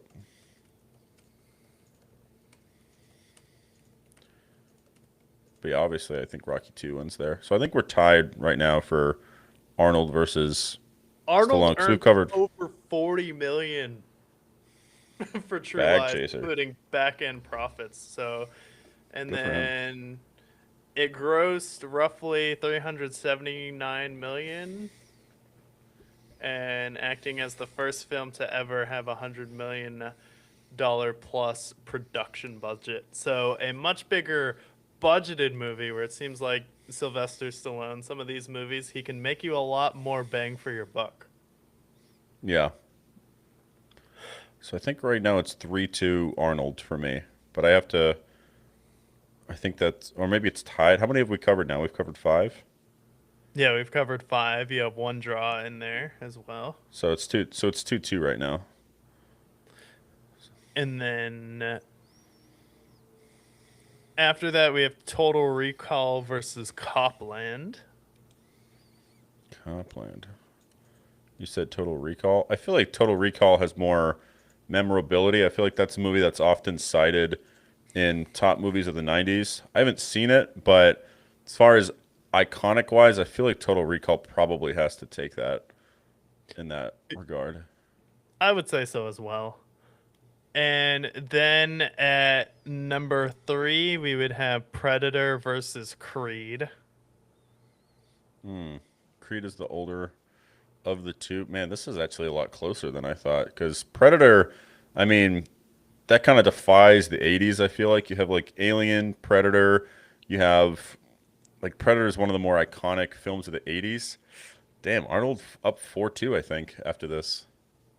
Yeah, and then Creed, it's like more of the same. Whereas like Arnold, it's a little bit more of the same with Predator. But like if you just want like a fun popcorn movie, I would go with Predator. But like Creed is also another really good kind of serious movie. It's a 95% on Rotten Tomatoes, 70.6 on IMDb. But you know, comparatively on IMDb, Predator does still have 7.8. But I do think like culturally people kind of forget about Creed, where Predator is still going to live on for another century. Yeah, I think Creed is probably the better movie. And I do think they did a great job of rebooting a franchise like Rocky, but transitioning it to another actor as Sylvester Stallone does his other things. But Predator, as far as like cultural significance, it's got to be Predator there. So 4-2 Arnold, And then it is the first Terminator versus First Blood. First which is Rambo Terminator isn't 1. even the best one, but I would definitely go Rambo 1. That movie's awesome. Rambo 1 is insane. It's one of the best action movies of all time. And it might be the best action movie. It's up there for sure. It's in the top 10 best action films of all time. And it's not even the best Terminator that we're talking about. So this is where I was excited to talk about it because Rambo is amazing, and the first Terminator is not even the best Terminator. So obviously, it's Stallone here. And then we have Terminator 2 Judgment Day versus Rocky. That's tough. I honestly think Terminator 2 is a little overrated. Like it's a great action movie. It's one of the better action movies of all time. The villain's really great in that as well. There's some iconic moments, but like Rocky, it's one of the bigger box office successes of all time.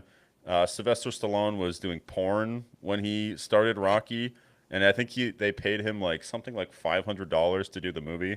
So I think more of like a rags to riches story. I have to go Rocky here, and also like as far as just like great sports movies, this is one of the best sports movies of all time.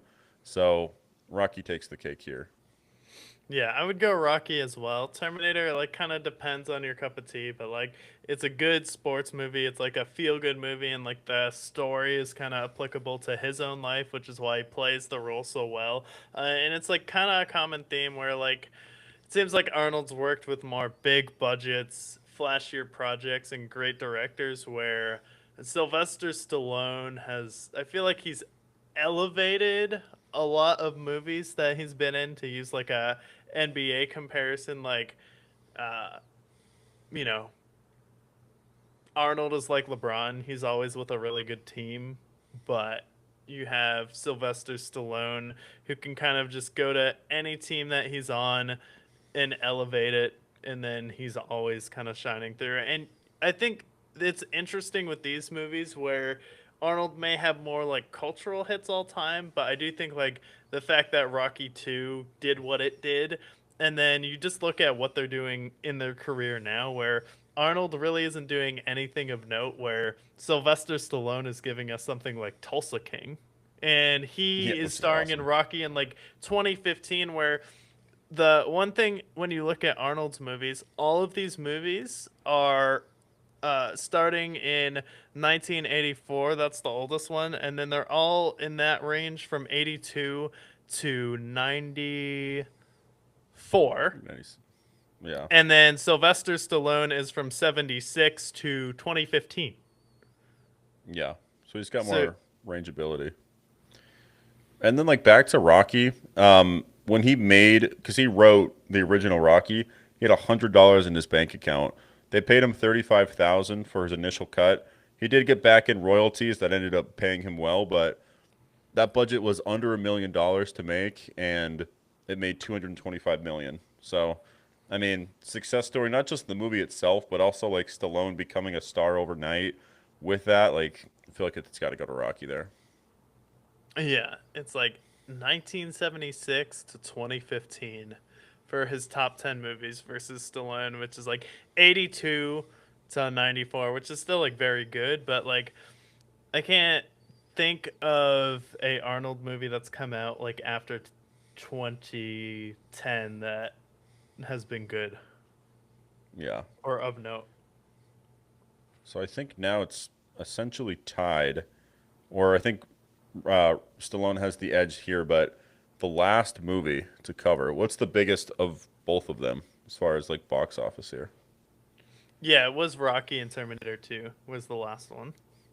Okay, so Stallone takes the edge at the end of it, but I mean that was a lot closer than I thought. I wasn't expecting. I mean, Schwarzenegger kind of stole the early part of it. Conan the Barbarian. He had Predator in there, Kindergarten Cop. I also think Schwarzenegger is more of a popcorn movie kind of guy, where it's going to be big budget, not a lot of depth in the movie itself, but just good action overall. Where like with Stallone, there's more emotional depth there, whether it's with the Rocky franchise. Rambo is definitely more of an action movie with less depth to it, but it's just awesome. But I feel like Stallone definitely has more range, especially recently with Tulsa King and what he's been able to do there. So Stallone definitely takes the cake for me. Yeah, and I think the only thing that Arnold has over Stallone that Stallone hasn't done is a holiday movie. But you can argue that First Blood is a Christmas movie. He passes through a town named Hope during the holidays with festive decorations contrasting the violence. So if Die Hard is a Christmas movie, First Blood, and then Rocky 4, it features Christmas decorations and the fight takes place on Christmas Eve. So Rocky 4 or Jingle All the Way. I'm gonna take Rocky Four for sure. Although Jingle All the Way is an awesome Christmas movie. Yeah, no, it's one of the best. It's like one of those movies. It's like kind of if you know, you know, where not everybody watches it, but it's definitely a good popcorn movie. 100%. But Stallone takes the cake there. So we covered the NBA. We have 6 minutes left in the fourth quarter. Thunder are leading by three. We'll see if they end up closing it out. NFL schedule we'll cover next week. We talked about Stallone and Schwarzenegger. Before we conclude the show, as far as what we've been watching, listening to, last week it was Tulsa King. This week, what have we been watching? Yeah, what have we been watching or listening to this week? This week, I went to see a band called Arm's Length in concert. They are like a Canadian kind of Midwestern punk rock band, and saw them live. They're really good, and they only have two studio albums out right now. They released their second one last year, but if you kind of like the Midwestern punk rock, kind of like that old emo feel. I feel like this band does a good job making it sound authentic. They don't use too many synths. They had three guitarists live, plus a bass player, plus a drummer, and then all three of them are doing harmonies together, which is really good. And then just a lot of solid breaks, well thought out music. And when you listen to their lyrics, they're not just kind of talking about anything. You can tell there's like a deep meaning, and there's like a definitely you could feel the emotional connection with their fans. They've been Austin now like three times in the past 2 years already, and most of the people have gone to all of their shows there. Had a lot of returning fans, so I think like both their first two albums really don't have a lot of skips on them. Just very well thought out instrumentals, very good guitar breaks where there's a good flow, and then just have a really good mix of kind of just fun songs and then songs that kind of just have a good dark meaning. So I think if you're a fan of like kind of lyricism, you're a fan of that genre, I would definitely check them out. Yeah, and I saw some of your videos because you had some that you posted there. Looks like they kind of go hard. So are they more like thrash sounding or more like? Is there a band that you can compare them to? I guess from like the 2000s. Yeah, they'd be more. It's just more like coffee shop emo, but with like heavier guitars. So think With of like like if Jack Hayes made like a heavy album. okay. What about like would it be like an American football type of comparison where it's kind of more like not folky but kind of more you mentioned coffee shop, so I think more like Midwest emo type of music. So Yeah. kind of like a American football type potentially. Yeah, more Midwest emo, or sometimes they'll have like acoustic guitars in there, but definitely like heavier, like even like 20 like tens Paramore sound. Okay. I can get behind that. Yeah, I mean, bouncing off what you've been listening to lately, I have recently been on a huge. The last week, I've been re-exploring, especially in preparation for the album. I've been listening to a lot more MGK, and I re-listened to "Tickets to My Downfall" and "Mainstream Sellout," and I've always been a fan of those albums for sure, especially at the gym. But I re-listened to "Tickets to My Downfall," and there's not really any skips there. And then when you think about the cultural impact that it had from it, resurrecting the emo scenes of the 2000s, you had, Avril Lavigne had a renaissance after that. Paramore released a few albums that were successful after that. Travis Barker became a top producer in the industry after that. Like, MGK, I feel like he gets a lot of shit because of his personality, and you kind of love him or hate him. But Tickets to My Downfall, if we're talking about like 2020 albums, if we're gonna list like a top 50 or top 100 albums of the 2020s, Tickets to My Downfall has to be on there, no matter where you shake it. Even just based on the legacy itself, and then the album itself, the whole track list, pretty much every song on there is a hit, or if it's not a hit, it's like more just classic 2000s emo. So I've been really rocking with it, and especially because I know he's releasing an album later this year. I've kind of re-explored. I listened to Lost Americana a little bit today, but just kind of going through the catalog prior to his next release because the Fred Durst song came out pretty well, and I know he's got some more singles on the way.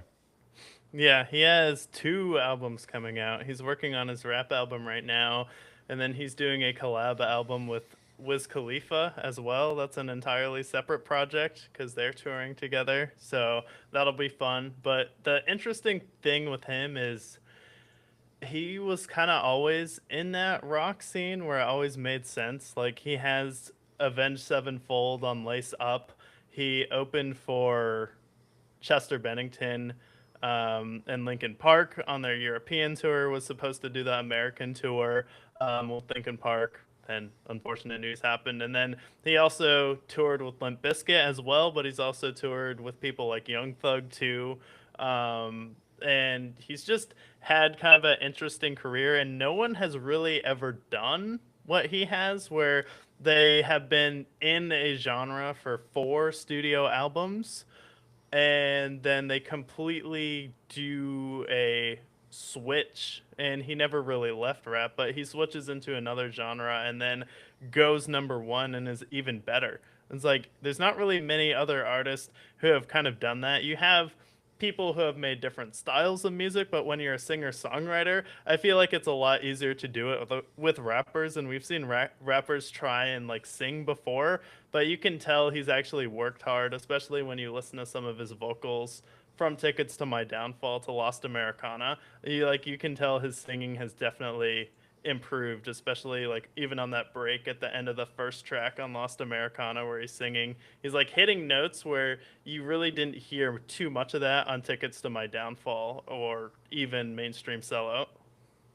Yeah, 100%. Yeah, I like the evolution of him because when I first listened to him, it was the Lace Up album, and um, I mean, obviously that album was pretty big as well, especially with Wild Boy. That was a huge song when it came out, but just his progression, he kind of, and then he had that kind of progression. Was more of a not underground rapper, but less like prominent than some of the big names that you hear in hip hop. And then the fact that he was able to go from rap to a completely different genre, does rock. We've seen rappers try to do rock before. I think of Lil Wayne as a prime example of somebody who tried it and failed miserably. So the fact that he was able to not only do another genre, do it justice, but then also resurrect it at the same time, that's something that none of the other artists of today can say. You mean, like, I can look at, like, I know The Weeknd brought back 80s a little bit, but it wasn't just him. You can also point to, like, Dua Lipa, and I know other artists kind of played into that as well, but to resurrect a genre that was kind of in the waters, we had Warped Tour that kind of faded out of popularity in the 2010s. For him to release that, and now he has a band of fans that were a fan of his rap music, but then also he has some of the um, more of the punk style music that he's kind of built a fan base with too. And now he's one of the bigger artists of today. So just the fact that he's been able to evolve is impressive to see. Yeah, and it's like a stadium act too.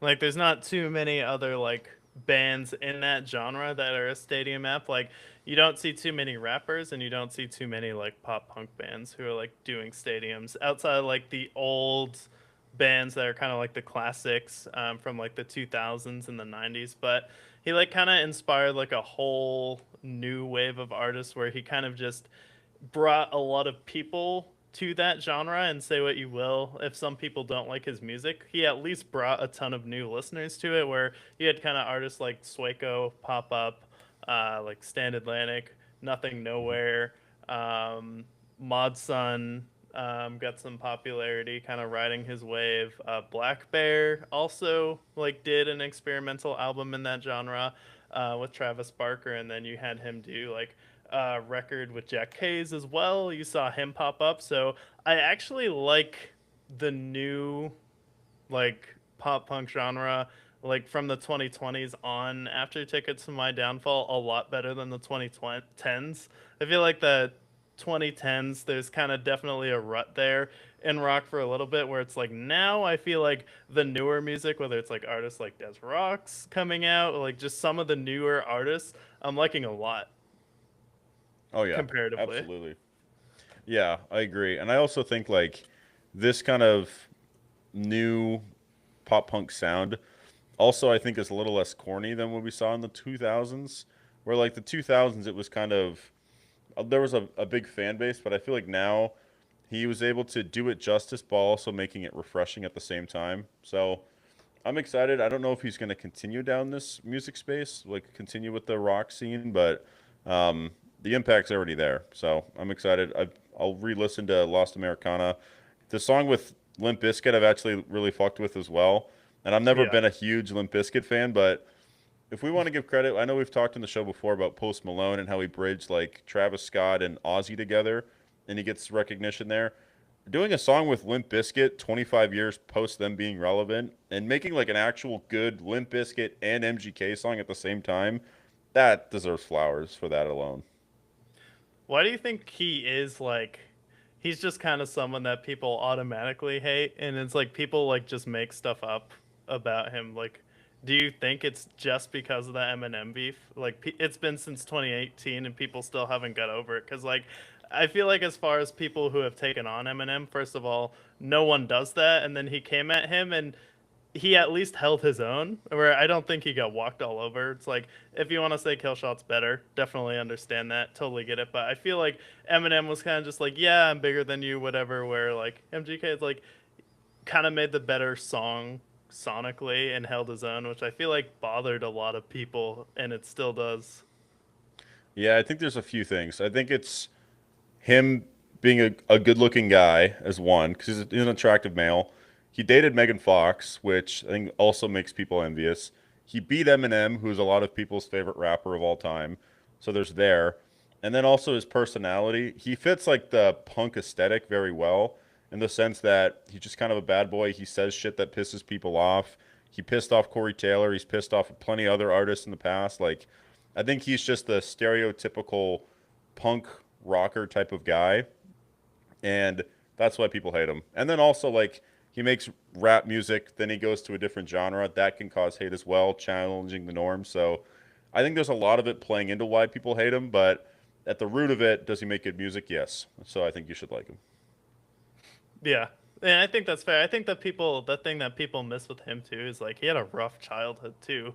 It's like it's not like he's a nepo baby. I could see why people hated him if he was like, "Oh, I'm a rapper then doing rock." If he's like someone like G-Eazy coming into it, but the fact that he did come from such a bad situation and then overcame all of that, I feel like that's the real part where it's like he actually lived the American dream where he was broke, kind of like in and out of jail, working tough jobs in Cleveland, and then somehow made it out. And it's like living the American dream after that. But it definitely wasn't easy compared to like a lot of other artists that we see in the music industry where it's a lot of nepotism. Like you have to give someone credit when they make it from nothing.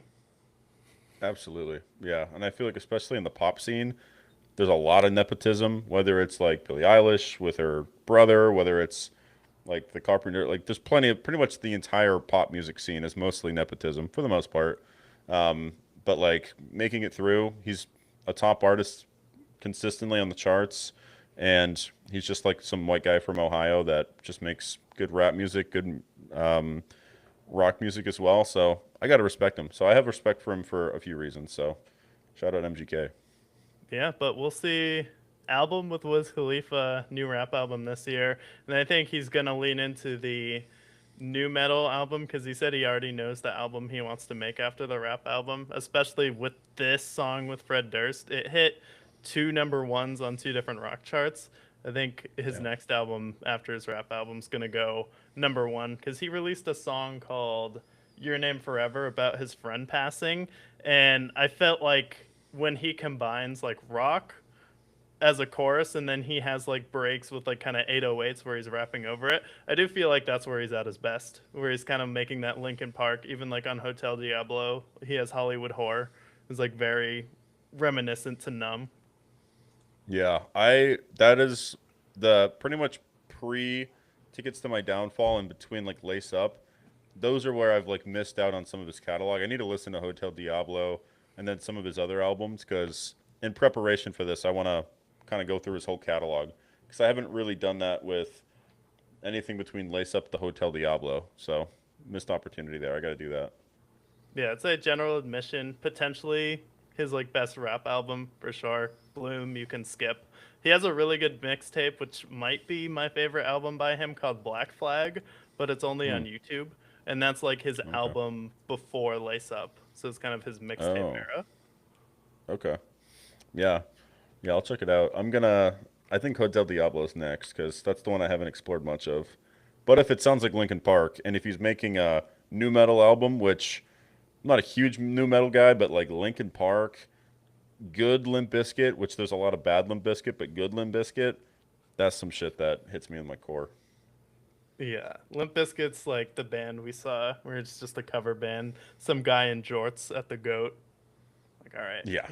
Fred Durst Yeah. popularized the shop at Walmart look, big hoodie, Yeah. jorts, dad glasses. Yeah. Exactly. Not necessarily something I'm thanking him for, but yeah, we covered NBA playoffs. It looks like the Lakers are going to fall to the Thunder potentially, although there is 7 seconds left. We'll cover that next week. We'll talk about the NFL schedule release and all things Brickyard, but most importantly of all, stay brick. Stay brick.